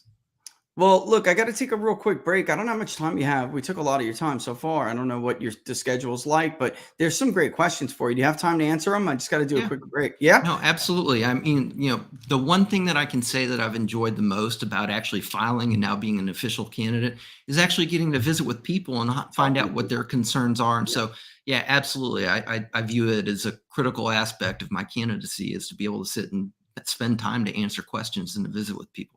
That's it. That's interesting to hear you say, John. I don't think I'd ever want to run for office, but I will tell you this. It's the reason why I'm still a pollster. I like talking to people. They can be nasty sometimes, but I like hearing, which is kind of funny to me.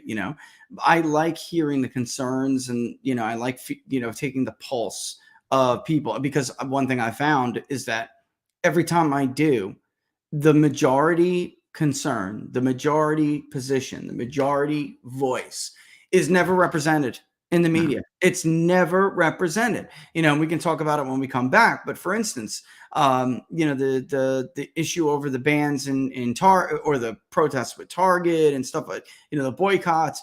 These people talk as if they're a major majority or something. They're a tiny minority. Americans do not want trans wardrobes in Target for children. Bathing suit for kids where they have a tuck option. I mean, the fact that that's even a thing just continues to baffle me. You hear Laura screaming. All right, let me take a real quick break. When we come back, we'll talk more with John O'Shea, and I see your questions. Laura, grab some good ones. All right. We'll take a real quick break. Right, starting with 4 Patriots. Authorities fear that extremists are targeting the U.S. power grid. That's according to Time magazine. And if just 9 key substations were to go down, it could knock out power across the country for up to 18 months. You know what, though? I got to pause and just say this. Look at our leaders.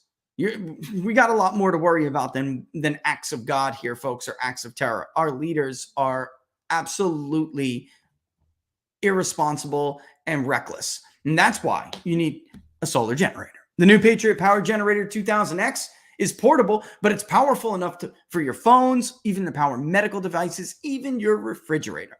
Right now, you can go to 4patriots.com and get one for 10% off if you use the code TPP10 at checkout.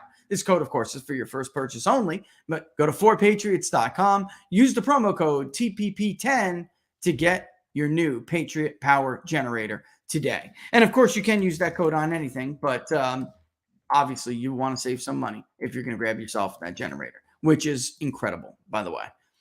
And I want to tell you real quick before we get back to John about this great offer from our friends at Jam and Bean. Patriots, who own the company, also happen to be extremely talented coffee roasters. I love getting your feedback from Jam and Bean, so please keep it coming. The maple syrup, which I tried on Wednesday live on here, was delicious. But of course, when you sign up for a subscription is when you're going to get a real deal.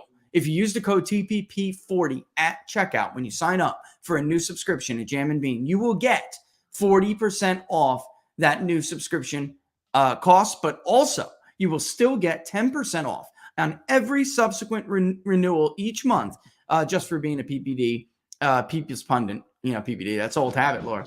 People's Pundit viewer and listener. Again, check it out. Jam and Bean, JAMN Bean.com. Use the promo code TPP40 when you get a new subscription and get yourself that 40% off. All right? Free shipping on orders over $99 or more. Getting good at this. Telling you right now, Jam and Bean's awesome, man. They're awesome. In fact, I got to get a hold of them and ask them. Like, I've been experimenting. I need to just, they're the experts. And you just ask them, what's the best grinder? What's it? Because I swear it's different for this stuff. How do they How do they brew their beans?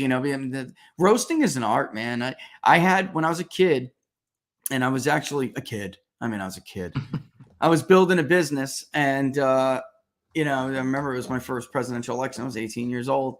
I was building a business, going to college, and I got this job because I was a workaholic, always a workaholic. And I got this job at this guy who had started this coffee roasting company, and he would import the beans from all around the world. They're green at that point, folks. And he would import crazy teas, including sending me to give Hillary Clinton her order of Chinese oolong tea. He sent me personally. I was like, because he knew, by the way, he knew what my views were. He couldn't stand it. Like, I was new and I was just learning about Rush Limbaugh and others. And he'd come in the office and I would have Rush on and he'd be like, turn that guy off, because he was a liberal, right? And be like, Andrew, kiss it, bro. I have a right to free speech. Anyway, one day to get me back, he's like, listen, I need to drop everything you're doing right now and go to this. It was like a deli coffee place in New York City. And she, at that time, was the senator of New York. Yeah. And she's like, you got to bring this, but it's important. But listen, you're going to give it to a guy. You're not going to give it to the customer. You don't talk to this customer. And I'm like, oh, all right. So I got in, get on the Jersey Parkway, head down to, because I like the city. I always loved it. And I was from the city. I stop and I get there, and lo and behold, it was for Hillary Clinton. And I'm like, and this tea, by the way, folks, this tea was like hundreds of dollars for a tiny little bag. It was a form of Chinese silver oolong tea. And it was really back then, super rare. I mean, we're talking about before the days of buying stuff like that, like at the click of a finger, folks. I mean, it was crazy. And it was it was hilarious. And he got me, he's like, you just served Hillary Clinton. Ha! And I'm like, you piece of crap, Andrew. But I learned a lot from him, and he was a great coffee roaster. So when I saw the guys at Jam and Bean, I'm like, these guys know what they're doing. Like, there's a lot of people who think they do, but they don't. And Jam and Bean does a great job. I'll have to check it out. Yeah. Whether you got that, first of all, they really are the only one on the market who has a medium bodied K cup. That's actually a true medium, but full bodied roast. I didn't know this. Everyone else, you go to the store, rip open a medium bodied K cup, and you're most of the time going to find this like styrofoam thing in the K cup. It's gross because there's actually chemistry behind it. It's crazy, but you can't do it with a K cup. And they figured it out. They did a lot of like R&D to figure it out, and they got it. And when I tasted it, I was like, oh yeah, you got it. Because I'm a dark roast guy, but I like a medium, but it's got to be full body medium. I was like, oh, you got it now. All right, this is definitely right up your alley. Okay. And again, I wish we had a better, just because so many people are asking, what are the odds that they will get Ken with this? I wish we had, honestly, a better way to predict. Yeah, no, actually, I can speak to that. So, in if fact, you can, please. Yeah, Ken being a strong ally of President Trump, he's going to get to share another distinction in which he's going to be, drugged through a meaningless impeachment. Because even if the House does vote for the impeachment, it then goes to the Senate for the trial. As I mentioned before, there are 31 senators. Obviously, Ken's wife, Angela, would have to recuse herself. All right. So it's 19 Republicans to 12 Democrats. I promise you, you're not going to get a, 2/3 voters, out of that Senate. It's just not. So, John, Dan Patrick's making the statements that, I can't comment because but look, it's just, there would have to be a smoking gun, and there isn't one.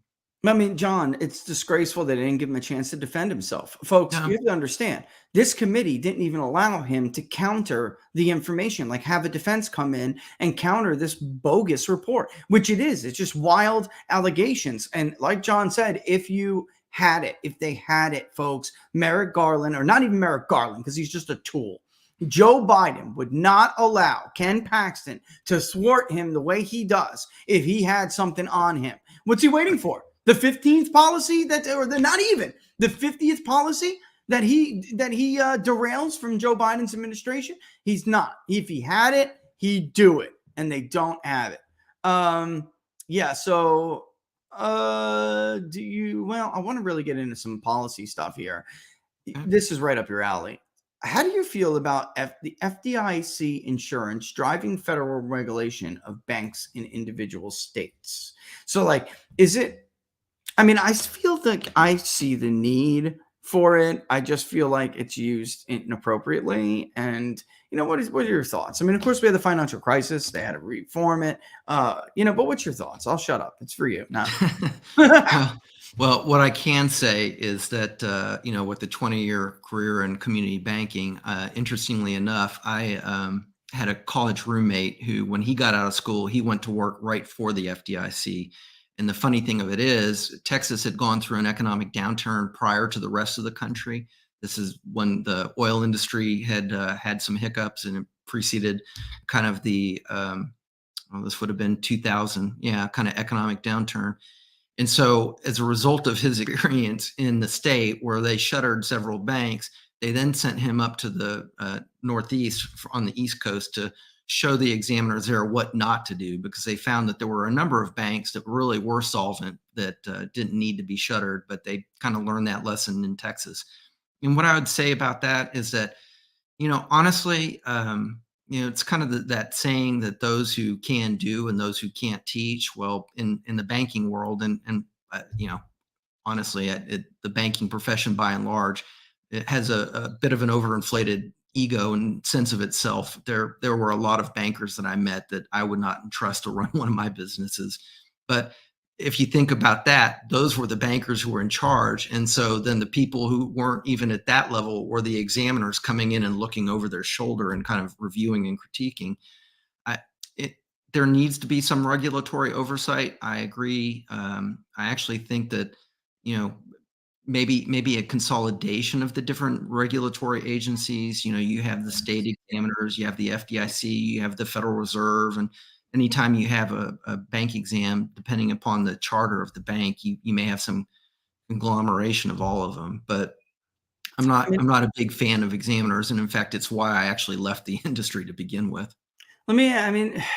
People like us who would prefer the federal government not have roles in things. It's just a matter of the money. So could states do something like that? They don't really have the ability. I know they absolutely could. I mean, there are state bank examiners, in Texas. I mean, especially so. For example, the different charters subscribe a bank to a different set of rules. And in fact, frankly, I always thought the best charter in Texas was a state bank charter. And they have their own set of examiners that come off. Now, the FDIC always gets kind of tag along privilege because, even the state banks pay into the FDIC fund. But, I'm one of those people that anything that can be pushed down to the state or to the local community level, I think, obviously it's preferential there, because those are the people who actually know the people involved and understand the community and kind of the norms there, as opposed to kind of doing this one massive one size fits all. I got some really good ones here. These people, this is some good stuff. One is, why do you think that Americans don't know what the politicians' voting records are? So you brought up the scoring. Why? It's like, why don't they know these things, enough of these things? I got my own thoughts on that, but I'm curious what you think. I mean, people are busy, they're busy, but is that somehow our fault that we're not getting that out enough, Yeah, I mean, there are a couple of facets to this. One of it is that kind of low propensity argument. And look, and I don't mean that to denigrate anybody. Yeah, they're busy. Most people are busy trying to figure out how they're going to pay their mortgage and put groceries on, in the house and take care of the kids' extracurricular activities. I get it. They don't get the time to consume news the way that you and I do. And a lot of them don't understand these voter scorecards are out there. And as I mentioned, there's conservative review, CPAC, Matt Schlapp has his own kind of voting scores. The Texas has its own local one called Texas Scorecard, and actually is a pretty well run. So you can, but I don't. So I think people need to understand that those tools are out there for the people to see if their politicians vote in accord with kind of their wishes. But B, I also think the media does such a good job of controlling the narrative for most people. Now that's weakening, but if you're watching CNN or MSNBC, and even to a lesser extent Fox News, you're hearing one set of facts. I've heard Fox News being called as kind of the controlled opposition for the establishment. Sure. And frankly, especially after them getting rid of Tucker Carlson, Sure. I can't say that I disagree. But outlets like your program, Bannon War Room, Charlie Kirk, One American News, Real America Voice, places like that, people are turning more and more to, which is a good thing. And then lastly, and this is a real nefarious trick that's here in Texas, the politicians can actually go back after the vote and change the record. And trust me, I've seen that happen a time or two, where people decide, well, I'm going to gear up for a congressional run, and I really voted pretty liberally throughout the last 2 or 3 sessions. It's time to go back and fix it. Yeah. How do you feel about, and this is something, I don't know if they're bringing this up, because I brought this up the other day talking about the chaplain program, school chaplain program that the left is having they're going nuts over in Texas. And basically what it is that you can have a school chaplain in the school. So children, I don't find a big deal about it. It's not like in lieu of guidance counseling, although they can replace them, but it is just to have a spiritual guidance in addition, or sometimes it will be in lieu, but in addition to a secular person that you're going to sit down with, who doesn't, let's face it, John. I mean, I remember school. It was long. I'm 41, but I remember, even in my era, they didn't always sit you down and have conversations about academia. These were secular people who decided to try to drive a secular message to the children in their office.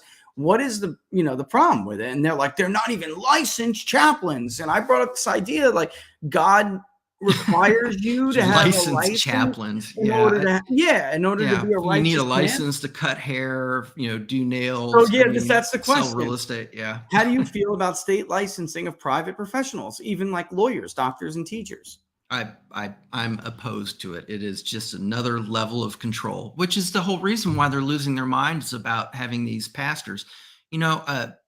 I think 95% of our country's problems right now can be traced to ultimately the fact that this nation has a God-shaped hole in its country's heart. And that if we got back to being the virtuous people that our founding fathers said were necessary to have a republic if you can keep it, that we would not be dealing with these issues if people conducted their lives and with kind of biblical worldviews, and if our elected leaders actually kind of were public servants that subscribe to those views, even if they were not believers themselves. But it's a strong moral code.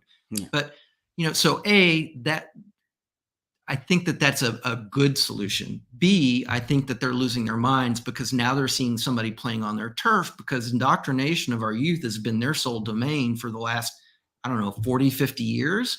Yeah. I mean, the ideas that these kids are coming home with from schools, and the fact that when the parents show up at the school boards to petition the government, a constitutional right, they're now being deemed domestic terrorists and labeled as, hate group, white, supremacists by the Department of Justice. That's egregious and unconscionable.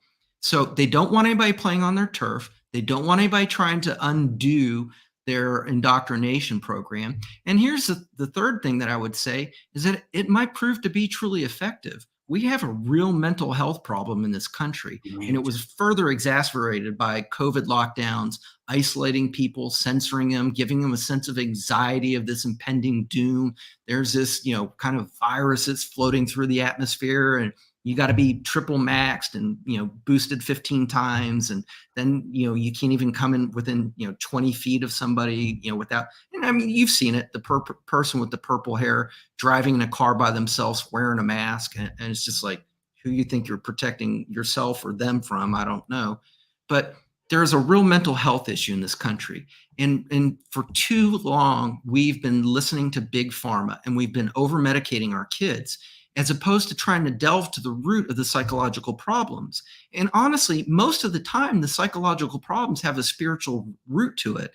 So again, even if you're an unbeliever, if you can talk to the child and kind of deal with it in a pastoral type setting or manner, because I don't know about you, but whenever I've had kind of a real life issue, the best advice I've ever gotten to is by turning to my priest and going and visiting with him or with our bishop.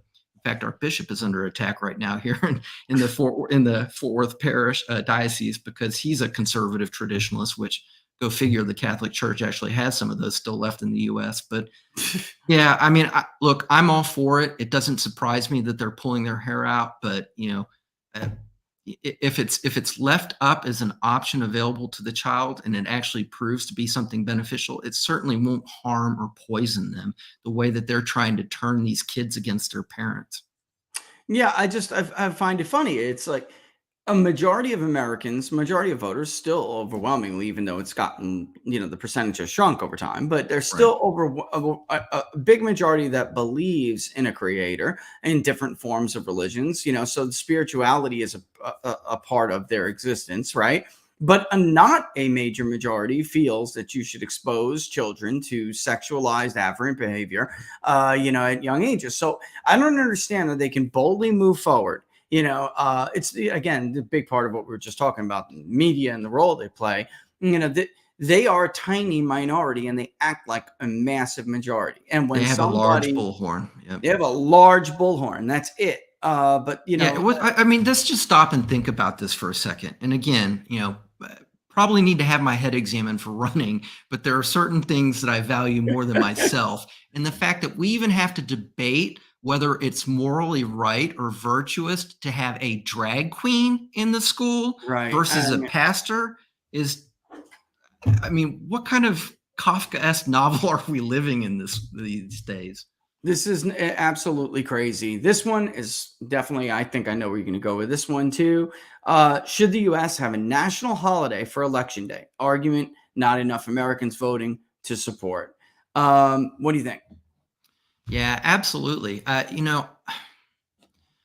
Texas, so Fort Worth, where I cast my vote, and we have an extended kind of early voting period, and I don't have too much of a problem with it. I wish they would tighten the window because I understand that some people have a problem, but you do away with that whole argument if you just make it a federal holiday and make it to where everybody participates, and do away with these large centralized ballot counting centers and go back into the precincts the way it was before. We managed to somehow run a country successfully for a couple 100 years using that system before. And so the idea that now we've gotten so large and so complex that it's just unmanageable is to me, it's just a fallacious reasoning that allows them to kind of pull in the gimmicks that they use to try and manipulate the vote, or kind of suppress, like happened to Maricopa County, or dump in lots of ballots that were either illegally harvested or not being properly signature verified, or in some cases people who were deceased or weren't even eligible to vote. So I'm all for it. Count me in as returning to our past. Like I said before, I used to call myself a conservative back when there was something left to conserve, but now I consider myself a restorer. And I hadn't thought about this issue in those terms, but count me in on being all for that. Well, I'll save the last one for a funny one. All right. Okay. So who is the drunkest Speaker of the House? John Boehner, Nancy Pelosi, Tip O'Neill, Sam Rayburn, that's a throwback, or Dade Phelan? I've never seen Tip like that. In public, yes, but not from the House floor. Not from the floor. I have seen Nancy drunk, and I've seen John Boehner drunk, but John would be drunk at the White House when he's talking about how he's going to screw over conservatives with Barack Obama. I don't think I've ever seen him drunk on the floor. Not like that. I've seen him take checks from lobbyists on the floor. Right there. Oh, thank you. Right on the floor of the House. I've seen it. In fact, I remember when I was an undergrad, John Boehner did that. And it was like this big thing about that was over the debate of the influence of money in politics, of course. And there he is, with his hand. And apparently he's done it multiple times. Nancy, she's been drunk, John, but not on she's looked like slurry sometimes, but I don't know. I don't know. Dade may be in the running for that one. Given that officially as presiding over the House at the time. And look, far be it from me. My last name's O'Shea, so it's not like I don't know an adult beverage a time or two.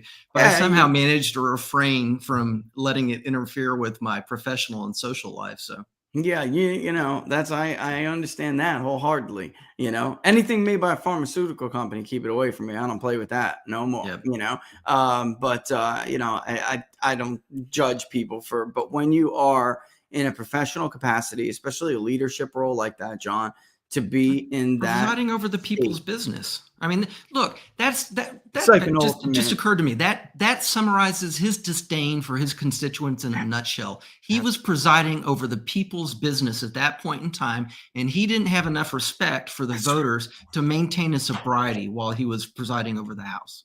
That preach it. I mean, that's it, John. That's how you actually just put it better. I couldn't find what I was looking for as well, and that's what I was looking for. That he had such little respect for them. But that's my problem in a nutshell with this entire ruling oligarchy. You know, candidly speaking, it would be bad enough if it was just the corruption and the graft and the self-serving, but the disdain they have for the average American citizen and the American people. Look, we're known throughout the world as being a good, hardworking, decent, intelligent people. I mean, don't ask me. Go ask somebody that you know that's emigrated from another country. Yeah. Go look at the border and why all these people are looking to come in. It's not because we're terrible people, but it's the fact that this ruling oligarchy sees fit to tell people how to rule their lives and holds other people in such disdain that they actually try and strip them of their rights and their agency. And to me, that's just egregious, and it shouldn't be allowed to stand. And again, if you wanted to boil down my whole campaign in a nutshell, it's that I'm not willing to give this country to my kids and my grandkids, and I'm not willing to go meet my maker and say I didn't do everything I could with my last possible breath to push back and to strip back power of this country from this ruling oligarchy that hates the people of this country, hates this country, and return it to we the people. Amen. Ladies and gentlemen, John O'Shea. John, tell people where they can follow you, support you. But before we do that, you know, I mean, if you guys, I see a lot of you in there with Ken Paxton. What can you do? Burn up the phones. Yeah. Politicians listen to phones. That Burn works. the phones up. Burn those House lawmakers. You know, burn the lines right off. You know, how dare you? When you deal, forget about Ken Paxton and his bogus investigation, deal with the disgrace that is the Speaker of the House, who doesn't care enough about us and our business to be in a state of, sober, being sober during conducting the people's business. Burn the House phones up, and that's what you can do. And now I will say, because they do pay attention, trust me, that gets their attention faster than anything else. But be respectful and don't be threatening.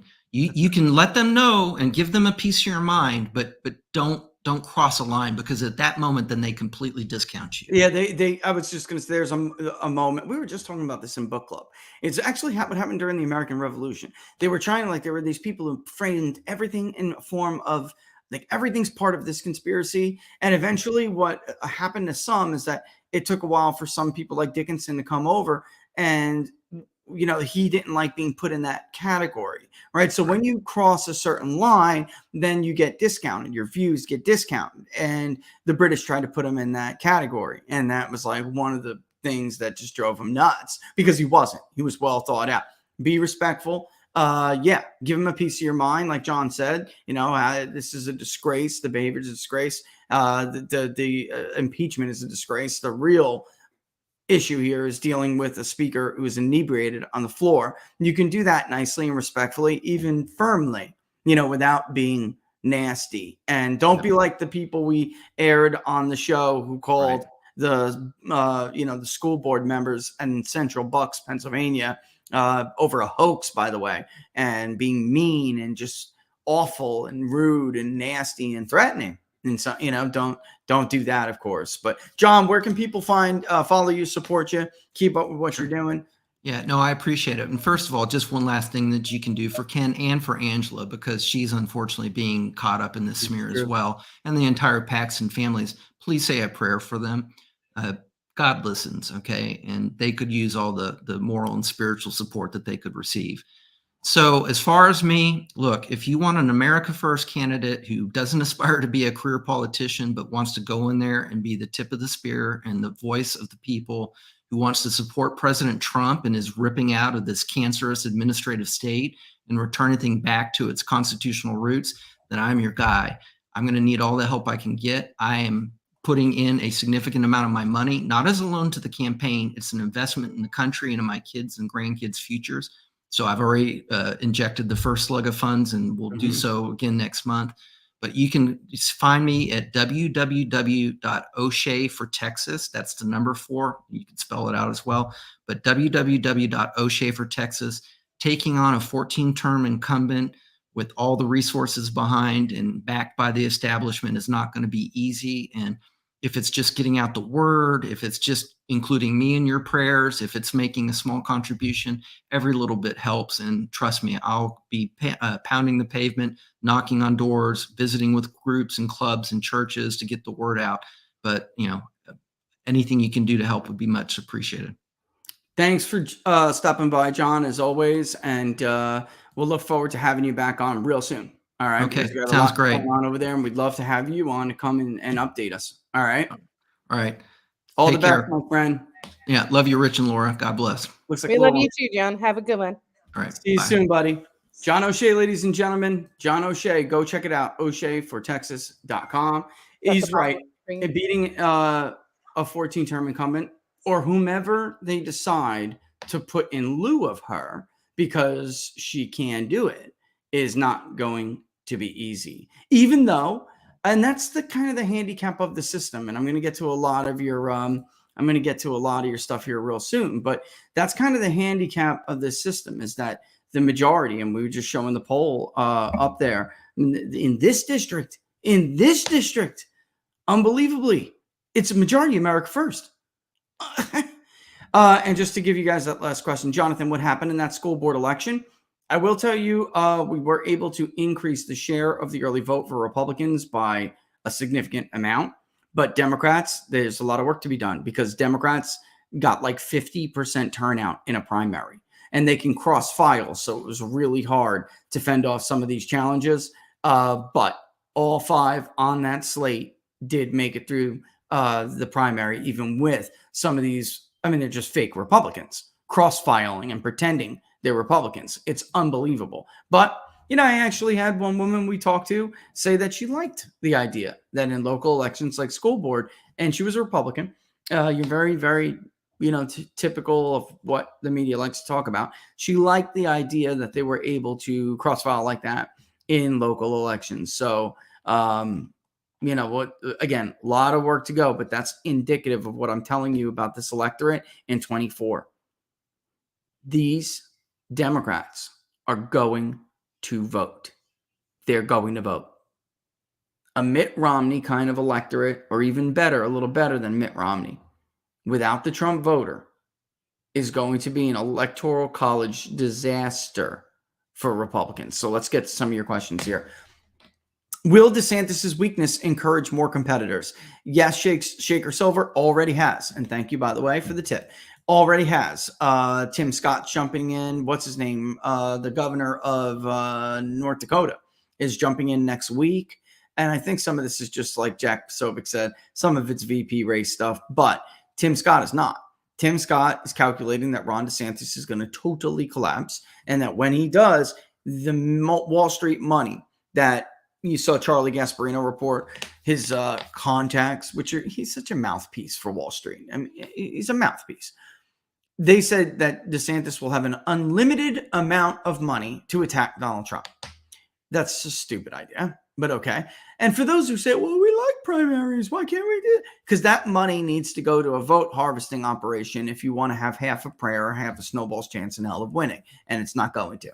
It's going to go to anti-Trump candidates. And somebody like a Tim Scott, Shaker Silver, he's got, because of his position on the committee, he's got very, very deep ties. I mean, one guy from, well, if I say the place, I'm probably going to give away who it is, but one very large financial institution, big donor there, basically told me that Tim Scott, it's a revolving door. All right. In his very big banking and securities firm, that is a 2-word bank and securities firm. All right. They said that it's a revolving door. He's there when they need him. So he's counting on DeSantis collapsing and then those Wall Street donors going to him. They like him. They think he's what the party needs. They think he's articulate. They think he would be a strong candidate. Nikki Haley, they like her too, and they did give her money. I mean, they did. But she's just not, it's not catching fire. And with Tim Scott, I think he kind of always believed DeSantis wasn't going to go anywhere because he wanted to try to out Trump, and that's not going to happen. So at some point you got to try to oppose Trump, and that's going to turn off most of the voters that you're trying to get. So where does that leave the lane for Ron DeSantis? Well, there is none. There's a 20% lane at most at this point, right? Because people who were in that poll that I showed you, America First, obviously Trump winning again. Let me pull it up. And I want to thank John for, this is not my property. When I do a poll for somebody, it is their property. All right. So I want to thank him for showing it. But you can see here, there is this America First, 1/5 of them that chose Ron DeSantis. That's the turnoff. So that's the people DeSantis did and is turning off. And I just don't see the lane at this point. I really don't. If Biden doesn't win the nomination, does Rich think if Biden, I'm not sure. Who does Rich think will win the nomination if Biden doesn't? Well, so I don't think Marianne Williamson has any shot whatsoever, but Kennedy would be the one. He's got the most support. That being said, very, very difficult, folks. Very, very difficult for Kennedy to win the nomination. Let's see. How is the Dade Phelan video not viral? Now there's an extended version as well, which is what we were just playing. I don't know. I don't know. Because they're trying to protect this guy. Because they want Ken Paxton out. Because Ron DeSantis just sent the donor email to everybody in Fort Worth last night. They're making a play for this area. They need Ken gone. Ken is super popular over there. You get rid of Ken Paxton and maybe you got a better lane if you're Team DeSantis. I find it funny that all of these investigations are benefiting Ron DeSantis. Doesn't anybody else find that a little bit coincidental? And I'm not saying, it just is. Talk about being used. Like you got the deep state using you to stop Trump. You got the administrative state using you to stop Trump. You got the Cruise Crew 2.0 using you to stop Trump. If you didn't see his interview, Ken Cuccinelli's interview with Sebastian Gorka, like he just laughs off the fact that DeSantis is down 45 points. And Trump was not, he was at 0 now too. Trump wasn't going against a popular, beloved in the party, former president. He just laughed at the concept that DeSantis could lose. Then what's DeSantis going to do? Because he doesn't give a damn. He just wants a horse. And all the consultants, they don't give a damn what happens to the guy either. If he gets crushed in this primary, he's going to go down as the most used and abused potential leader of a party. And I would argue almost heir apparent. It's going to be worse than Rebecca Clayfish in Wisconsin.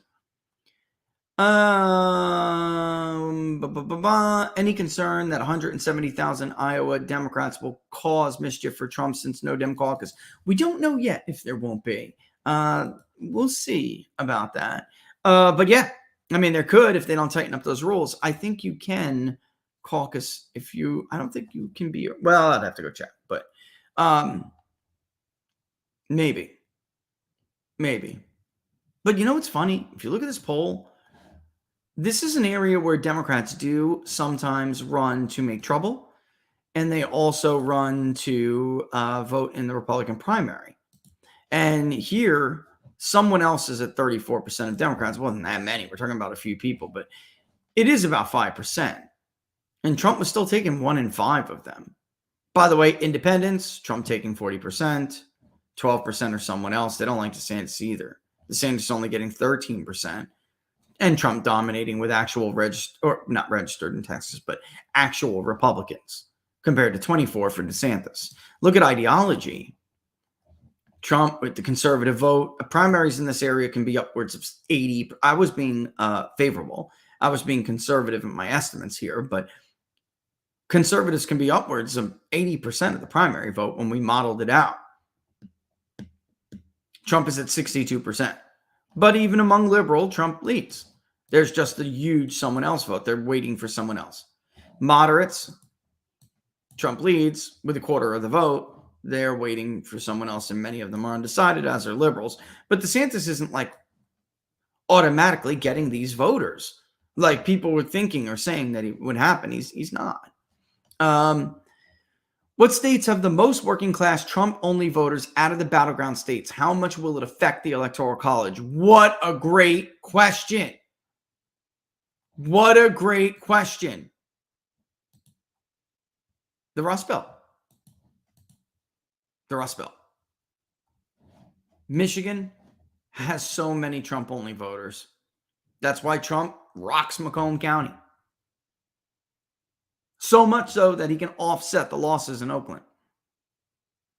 Rocks Monroe. Republicans can win Monroe, but they don't win it like that.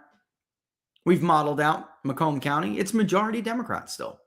Why is that happening? When Trump wins like almost 60% of the vote there, he's winning those Democrats. He's winning Democrats who vote Democrat at local levels, who vote Democrat for senators, but other Republicans cannot. There's about 300,000 in Minnesota, upwards of 300,000 in the state of Minnesota. Pennsylvania is filled with them. Which one has them? In Wisconsin, forget it. Forget it. Who has the most? Let's continue to aggregate polling data, see what that says, and then do some voter analysis, which you just gave me some homework, which do some voter analysis over the weekend and see if the polling inevitably matches up with that. That's a great question. But I will tell you it is in the Rust Belt, or the most meaningful. So you said to impact the Electoral College, because it was an untold story. But if you looked at Trump's only urban votes in 2020, it was huge. And then compared to how some of them, some Republican candidates performed in 2022 versus how Trump was performing. And in a state like Nevada, for instance, in Clark County, there's a lot of Trump-only votes. You know, like Adam Laxalt was down in Washoe. He wound up taking most of those undecideds in our poll, but Masto Cortez ended up exactly in Washoe where we said she was going to end up, about 0.8 of a percentage points above a majority. Meanwhile, Trump was 8 points ahead of Biden in Washoe County. In Clark County, which is Washoe's Reno, in Clark County, you know, Lombardo was down like 3 in Clark. Laxalt was down like 4 or 5. Trump was up. Up! It's 70% of the vote. And if I remember correctly, it was over 50. I never thought in my life Republicans would carry Nevada again. No, at least not in my life, but not in these recent or modern times. That it would probably be a while before something dramatically changes, as it always does in politics. But even though we had Laxalt up a little bit, when you see where we had him up and where he was performing, the loss was actually in the poll. It was, where that Washoe number and the undecided. So he's like at 45 in Clark. He's not getting any higher. So if all those undecideds do break for Cortez Masto, then she's going to win because she's got a tiny lead in Washoe with all those allocated Republicans going to Laxalt. So it's really there. You know? Hey, Rich, I read A Virtuous Republic, and I thought it was fantastic. However, I'm a little unsure about what the insignia on the cover means. Why was that selected for the cover? All right, I know some guys and girls are going to have a meltdown over this. All right. Forefathers. Hold on, wait, I'll do it. It's more than that. Oh, I know. The insignia on the front of the book is a Masonic symbol. All right. Don't worry. I'm not part of some secret group that wants to dominate the world. Although I don't go anymore, but I have been to lodge. Okay. Most of the founding fathers were in fact Masons, and that is the square of virtue. That's the symbol. And of course, the creator symbols behind it. But everyone in that order has to believe in a creator. Now, most of them, of course, were Christians, but it really doesn't matter if you're of Jewish faith, of Muslim faith, or whatever. You just have to believe that there is an architect of the universe.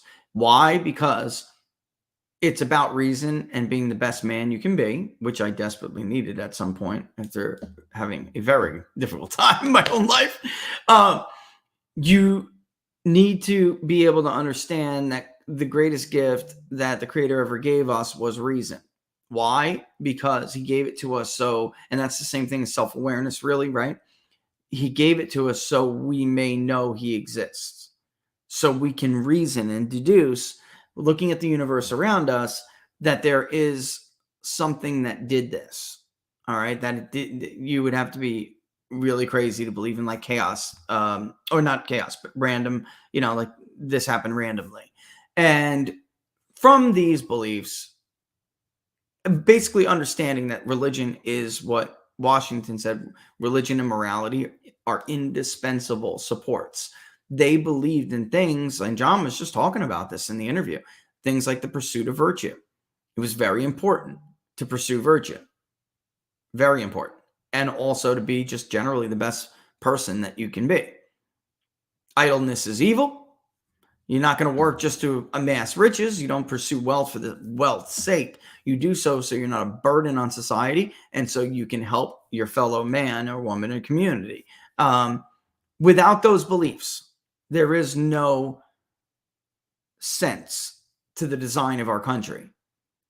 So Adam said, and many of you probably know this, that the Constitution was literally designed for a moral and religious people, and it is wholly inadequate to the governance of any other. So when we think about what's lost in the social contract, right, and the general thesis, and I was trying to be less, I got wonky, but I was trying to be less mathematical about it. The general thesis is the less virtue you have in society, the more government grows. Because the more you essentially kick your duties off, you subcontract them out as a citizen to the government. So there's poverty in the country. There's tons of poverty in the country. Why aren't you doing anything about it?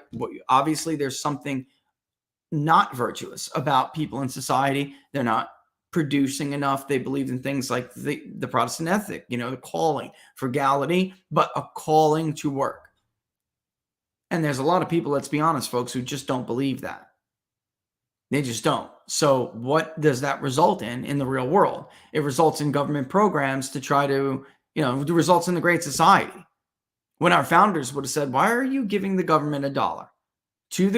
Giving the government $1 to feed your neighbor when they're taking 70 cents of every one of those dollars and only giving your neighbor 30 cents. You could simply just be giving your neighbor that $1, but with the expectation, because frankly, idleness is evil to them. It was. And schemes of leveling, like Sam Adams said, they're evil. He's talking about socialism, collectivism. That's evil. And it's unconstitutional in this system of government. But all of that falls apart. All of it falls apart. It doesn't matter what you write down or codify on a piece of paper or ratify and get states, 2/3 states to ratify. It doesn't matter if the body politic is not virtuous. And I'm not talking about, what's the word? I'm not talking about, like some we could see now, like the Bush family. Oh, I'm so much more Christian than you. All right. That's not what I'm talking about. It's something totally different. And again, so that's what the symbol is a square of virtue. And without it, it all falls apart. It's a great question. You're one of the very, very few and only people who have ever asked me that question. Let's see. That's the Electoral College question. Locals. Thank you, Jonathan. If Trump is leading by 5 or 7 points in polling, how much of a popular vote in Electoral College ceiling does he have, especially assuming he has a vote harvest operation that can rival the Democrats' mail-in vote machine? You know, because of the way, let's hold on one second. Let me show you this visually, right? Let me show you this visually. So, and eventually you're going to have this yourself, but, well, hopefully. We're having our delegate tracker and everything built. It's going to be super cool, but it's all being built in order. So this website, 270 to Win, they do this on their own. That's what they do. And they have been putting up polls and stuff like that. But if Trump really is up by, let's say, what did you say, 5 or 3, right? 5 or 3. Yeah. What is that? Then you got to move Nevada. Oops. Arizona, whatever. It doesn't matter. Georgia. Pennsylvania, Wisconsin, Maine 2, right? That's in. And let's be generous here without giving them Minnesota, because that's looking like a tough lift. Although I think 5 to 7, New Hampshire probably is gone too, even though he lost it by 10. When you see these big swings like we've seen, New Hampshire's tough state to move. They have much better ballot harvesting operation than it's a ground game, really, a ground chasing game. But I think it's honestly a little bit. Hold on. I don't think all of Maine goes, but I think Maine 2 definitely goes. Okay. It's possible. It is possible Maine goes if it's Trump. It is. He's gotten pretty close before. But let's just say, call it what it is. Virginia's going to be really, really close. 7-point popular vote win. Virginia's gone. All right. So, even though I really don't think that Virginia is, it's just changing. Yeah, Laura, it's just changing. But if he had a 7-point really and that holds, which I think a lot of those undecideds would eventually go to Biden. But with third-party candidates on the ballot, you could conceivably see this happen. All right. And then Minnesota, to me, in my mind, is going to be one of the toughest ones to pluck off. 330 is the more feasible one if everything went in their direction. 340, because I don't think Colorado and New Mexico are going to go. I don't. And Oregon and Washington, no. If they laid the groundwork and there was a huge electoral vote landslide, it's possible Connecticut could go, which would give them 347, because it's only 7 electoral votes. But they're not going to put the effort in to go get Connecticut unless they know they're going to have New Hampshire. And I don't know. We'll have to see how the polling goes with New Hampshire. I am skeptical, but it could happen. Minnesota's going to be very tough. But 7 points, that's Minnesota, guys. That's Minnesota. And honestly, in truth, it's probably Maine, too. I'm just being honest, but I'm trying to be conservative. All right, so it would look something like that. It would be an absolute blowout. A blowout. 5 points, look what happened to Republicans in 2022. Democrats are getting more efficient with their harvesting. So you could give them back Minnesota, although it's going to be light. You most definitely have to give them back Maine, although it's going to be light. Maine 2 is gone. That's going to Republicans. Or that's going to Trump. No other Republican is going to carry Maine 2. Every other Republican is going to lose it. And you could probably, I know what I'm saying here is crazy because it's like 5 points, Rich. That's crazy. But what we saw in 2022 really made me think a Republican or Trump could win the national popular vote by 2 and still lose the Electoral College if things didn't go exactly his way. I really do think that. Now I do, which I never thought I did. Why? Because a lot of that vote is where, coming from areas that you wouldn't think, like Illinois would get light blue. Trump would get a lot of votes in and around Chicago and in these areas. Forget about downstate. I'm talking about even Lake and other areas like that. He'd get a lot of votes and it would tighten it up, but he wouldn't get close. Even, I know you're going to have a canary, but it's true. New York, it wouldn't be leans, but you can conceivably see how Lee Zeldin and Republicans did in New York that add to the popular vote margin, which is huge. And by the way, Virginia would be light, very light, actually. Very. So would New Hampshire. That would be close. And Nevada would be in there. Georgia, I'd keep, not North Carolina. That's at least that's a Bud-sized victory, at least. Because look, they won the popular vote by about 3 points, and yet Ted Budd won the state by 4. Trump won the state by almost 4 in 2016, and it was Clinton plus 2. So things are changing, and it's never the same. So you have to base it off of, forget about that, dude. These are gone. So is Texas, by the way. Although, get this. It's possible Texas votes somewhere like this and Florida votes somewhere like this, especially with Trump. Absolutely. There's so many Hispanics down here that are much, much, much, much, much more Trumpy. Texas, big state. He's going to kill it over here where no other Republican will. Actually, going to kill all the way up into this little peninsula divot area, all the way up to Hidalgo County.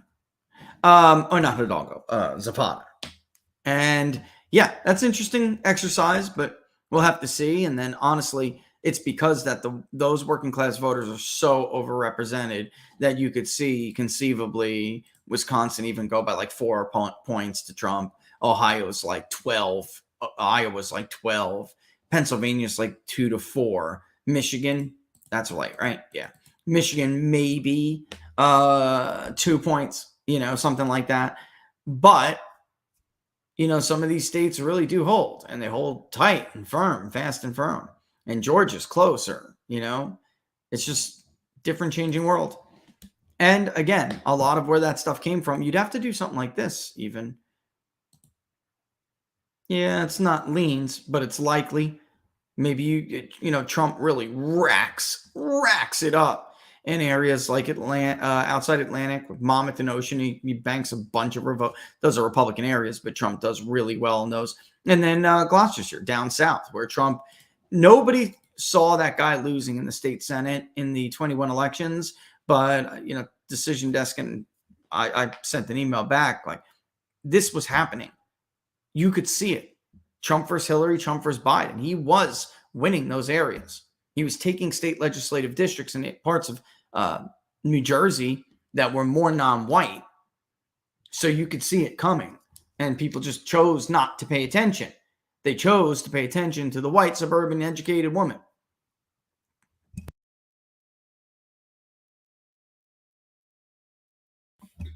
I didn't see DeSantis' statement about how he will pardon Trump. This is DeSantis attempting to win back some of those people to make them see that he is serious about prosecutions. The problem is he already had a chance.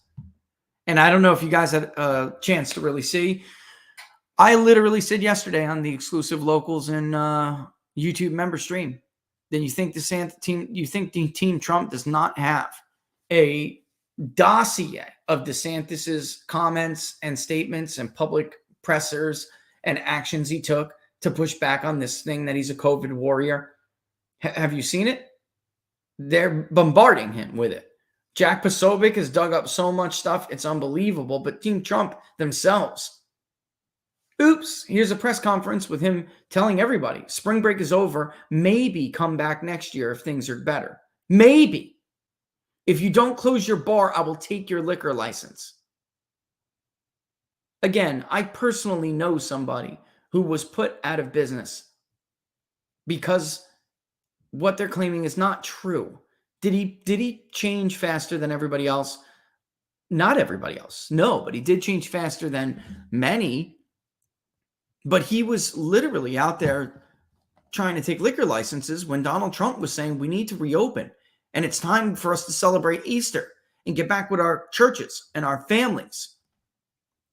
And then they're discounting the video of DeSantis jabbing Mr. Sayer, the oldest World War II veteran in the country. I don't know. This is kind of a disgraceful low blow. It happened. Laura and I saw it at the time. It was a whole production. This man gets the first Pfizer shot. You can't then go out and attack Donald Trump over warp speed. You shit-eating grin, ear to ear, dying to jab this guy in a whole production thing.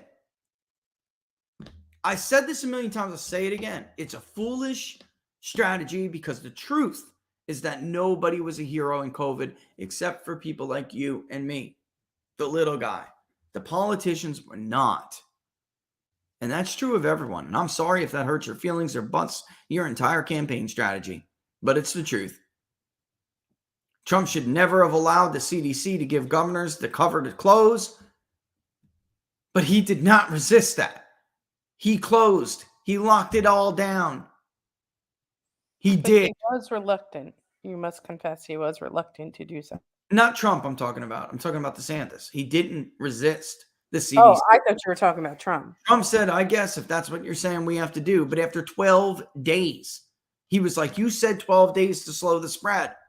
And the only reason why he pushed so hard for a vaccine, let's get real, is because he wanted the left to have no excuse whatsoever not to get back to normal.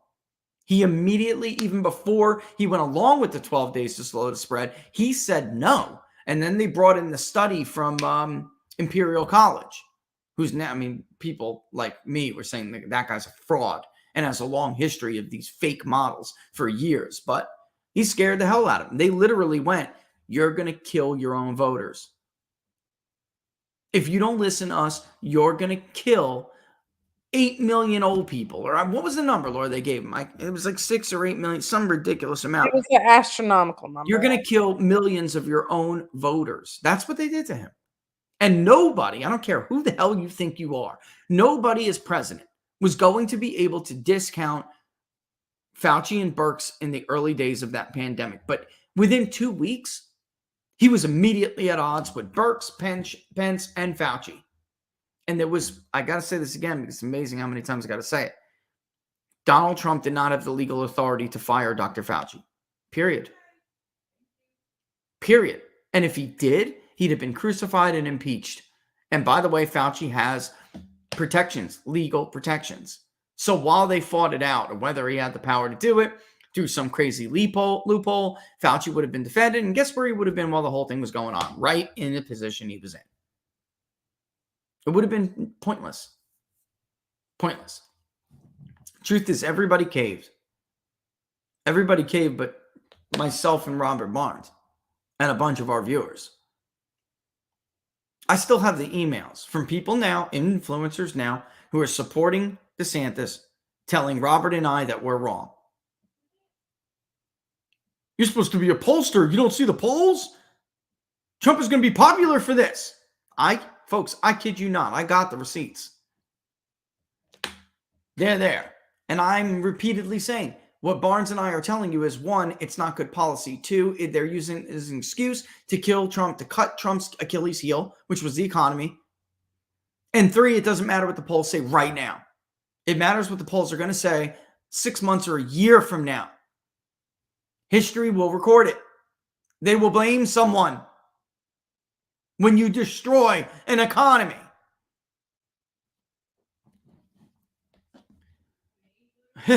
This one from Noble on Getter. Simp. And that's their word, not mine. I'm reading their comment. Noble has a right to call people whatever they want.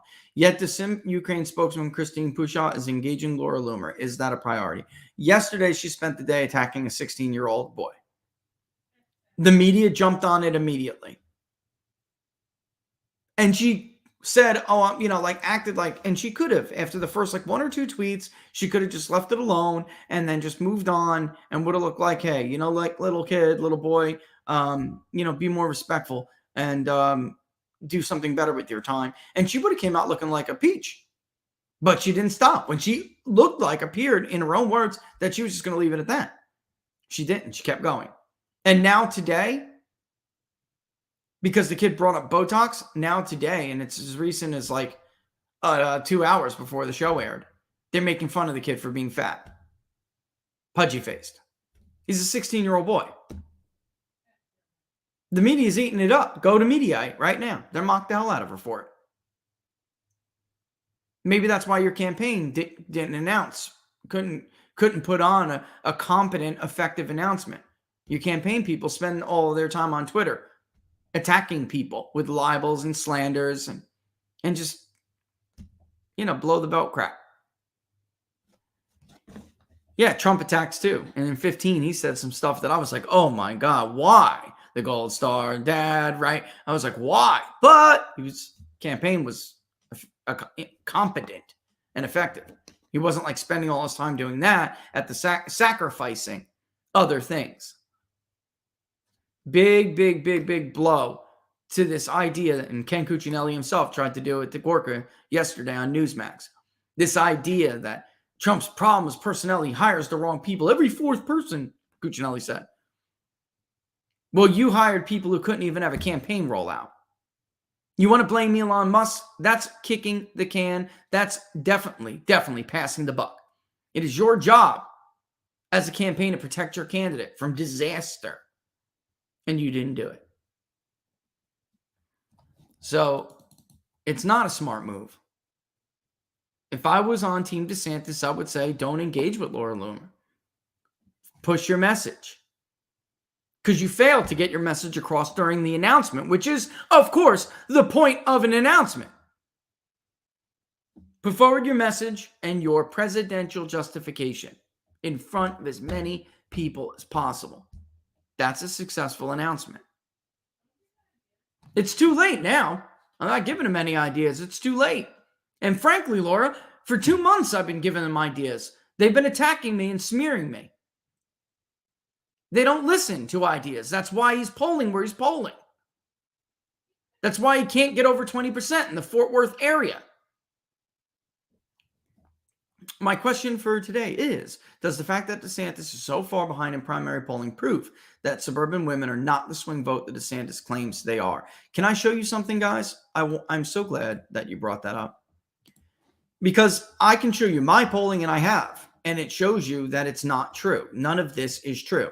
And this idea that Trump's image with women is done and irreparable, it's not true. In fact, if you look at this, that's DeSantis versus Biden. Where is, excuse me. And by the way, I want to point out that this was not, if this is the order in which they ask these questions, this is not best practice. To ask about overturning Roe, same-sex marriage, all this stuff, Trump's ideology, his indictments, all this stuff. And by the way, they did it to DeSantis too. Some stuff with DeSantis too. And then all the way down here, they ask about Trump versus Biden. Trump versus Biden with leaners. This is not how you conduct a poll at all. You injected bias all throughout this poll. All throughout this poll.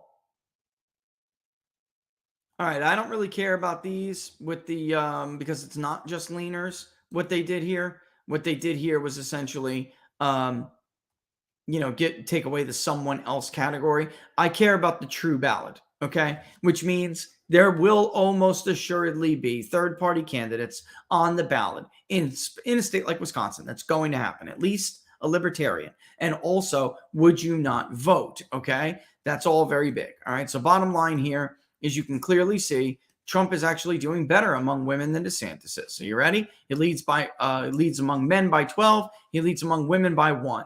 Against DeSantis, DeSantis leads among men by 5 and loses women by 7. And you will notice there is a larger share of women who say they will vote for someone else if it's DeSantis and wouldn't vote at all than if it was Donald Trump. You see this? That's the end of the story. I don't know what else to say. Let's look, by the way, at less than a high school degree and high school graduate. Working class. Trump is thrashing Biden, thrashing him. He's got Biden in the teens, folks, in the teens. Vocational schools tied. Yes, among the more educated, Biden obviously wins. But look at DeSantis versus Biden. And look, Biden's winning less than high school. DeSantis can't even crack 40 with a high school graduate. Vocational, he's losing. He's only winning bachelor's by 2, which is smaller than those groups combined. And post-grads, he's still losing 56-30. That is a better margin than Trump. But the difference is, which is 53-25, it's not that better of a margin, actually. More people go to 18, goes to someone else. The difference is that this is a much smaller group than this. And these three, excuse me. Wisconsin is going to be dominated by less than high school, and voc, some college, an associate degree. We actually make this part of less than high school. Voc and tech, we make less than high school.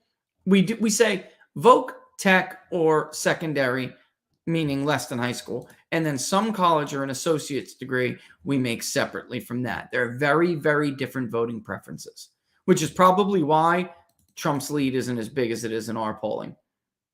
All right. But these groups are much, much bigger. So Trump's strength with this group compared to DeSantis's is more important than DeSantis doing a little bit better with graduates.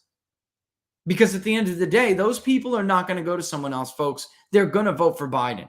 Who will go for the Republican are these voters right here. By the way, look at Trump, 18 to 29 years old. He's actually leading by 4. If you're suspicious of that because there's just too many undecideds in someone else's, fine, compare it to DeSantis. DeSantis is down by 13 points with that very same group. Why? More wouldn't vote. MAGA is younger. MAGA is younger. 30 to 44, Trump 37, Biden 32. With DeSantis, Biden 38, DeSantis 27. Those are people who are saying, I would vote for Trump, but I would vote for Joe Biden if it's not Donald Trump.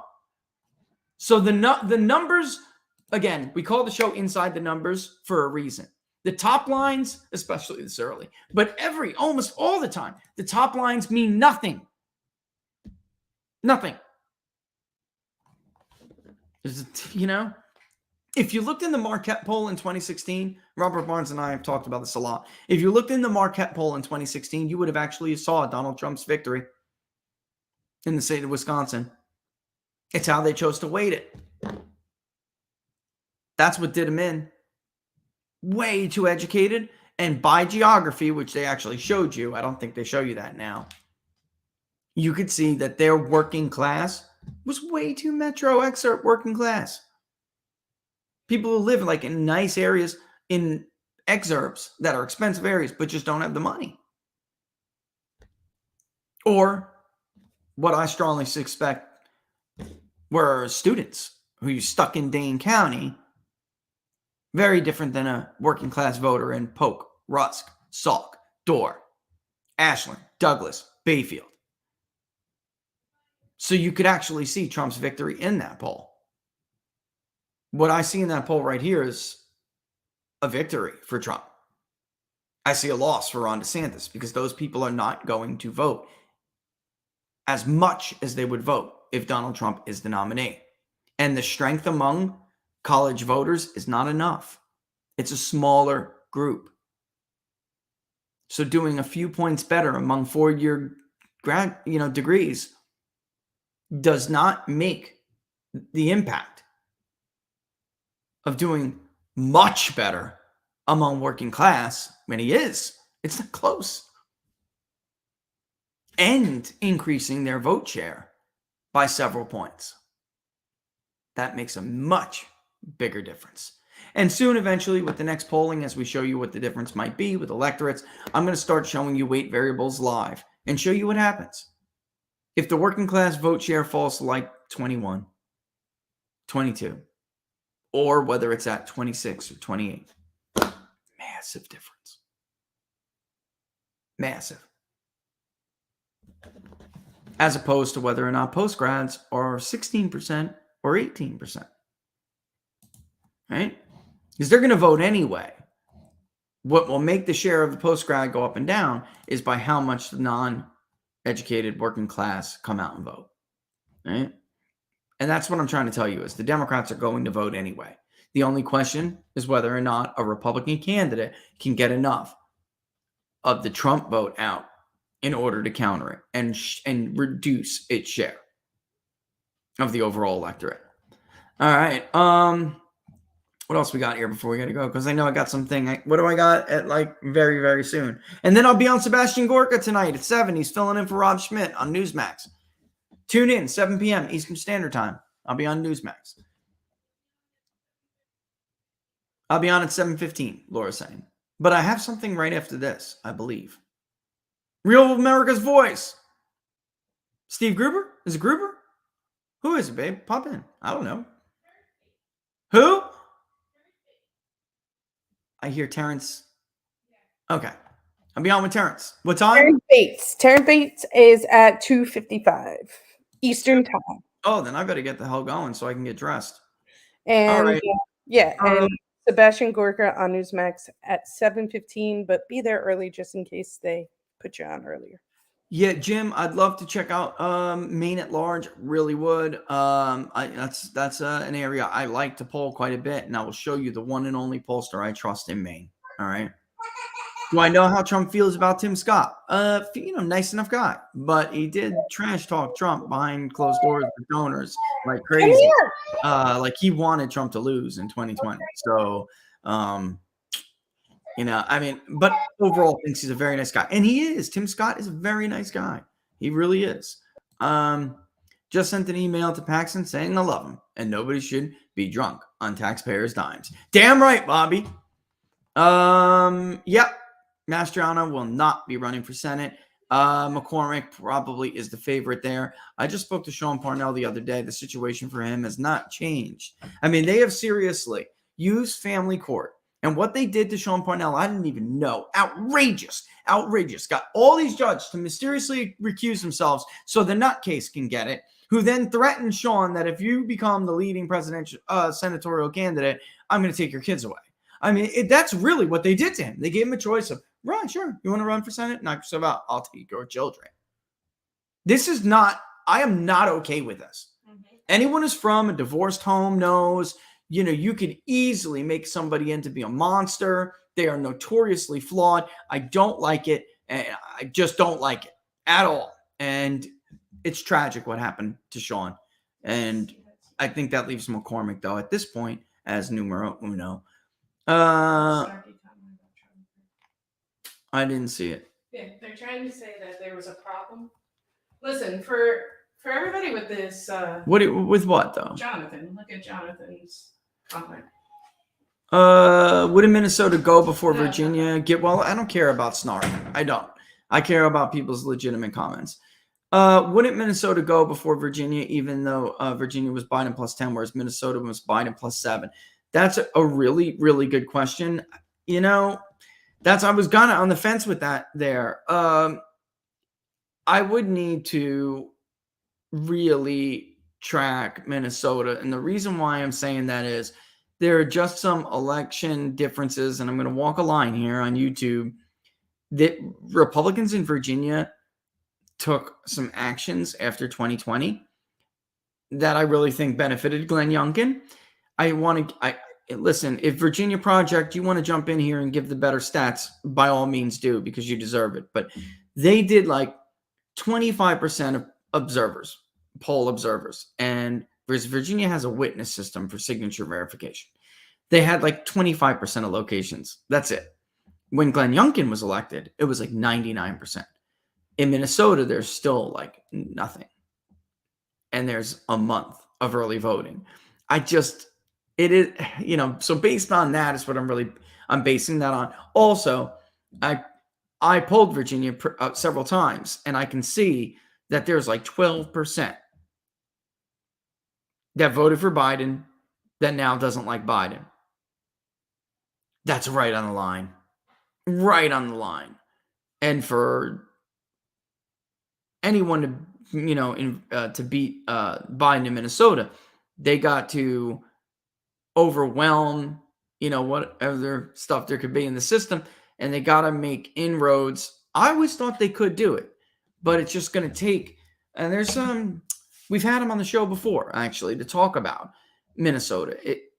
They're not making much progress because there is, and let's just use it, this rhino establishment that isn't like Trump, and they won't engage the Democratic Party union voters on some of these issues, whereas they were like, especially in 2016, I like this guy.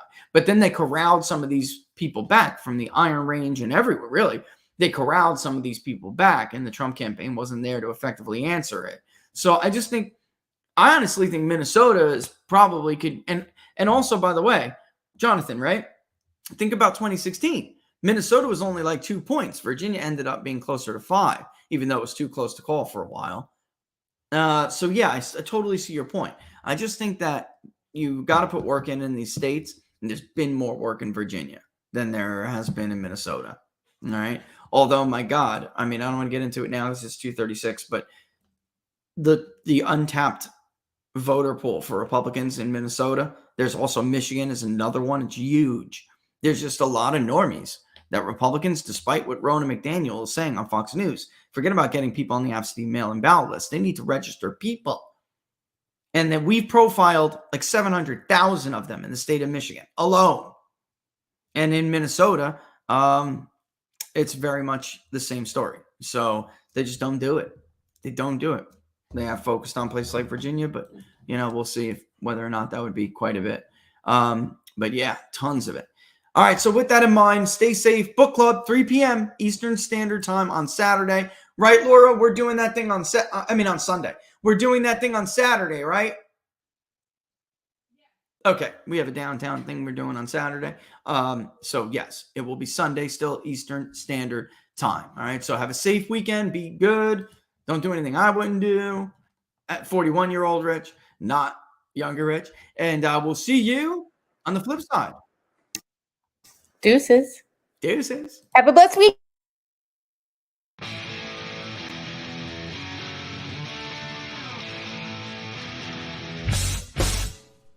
How much you wanna open that I can get you back inside your head before the summer ends and spread a little love. Just for a little fun, I'll make you come back to me before the rise of every sun. Baby, it's meant to be. I know you got a man, but he don't understand. You're gonna be a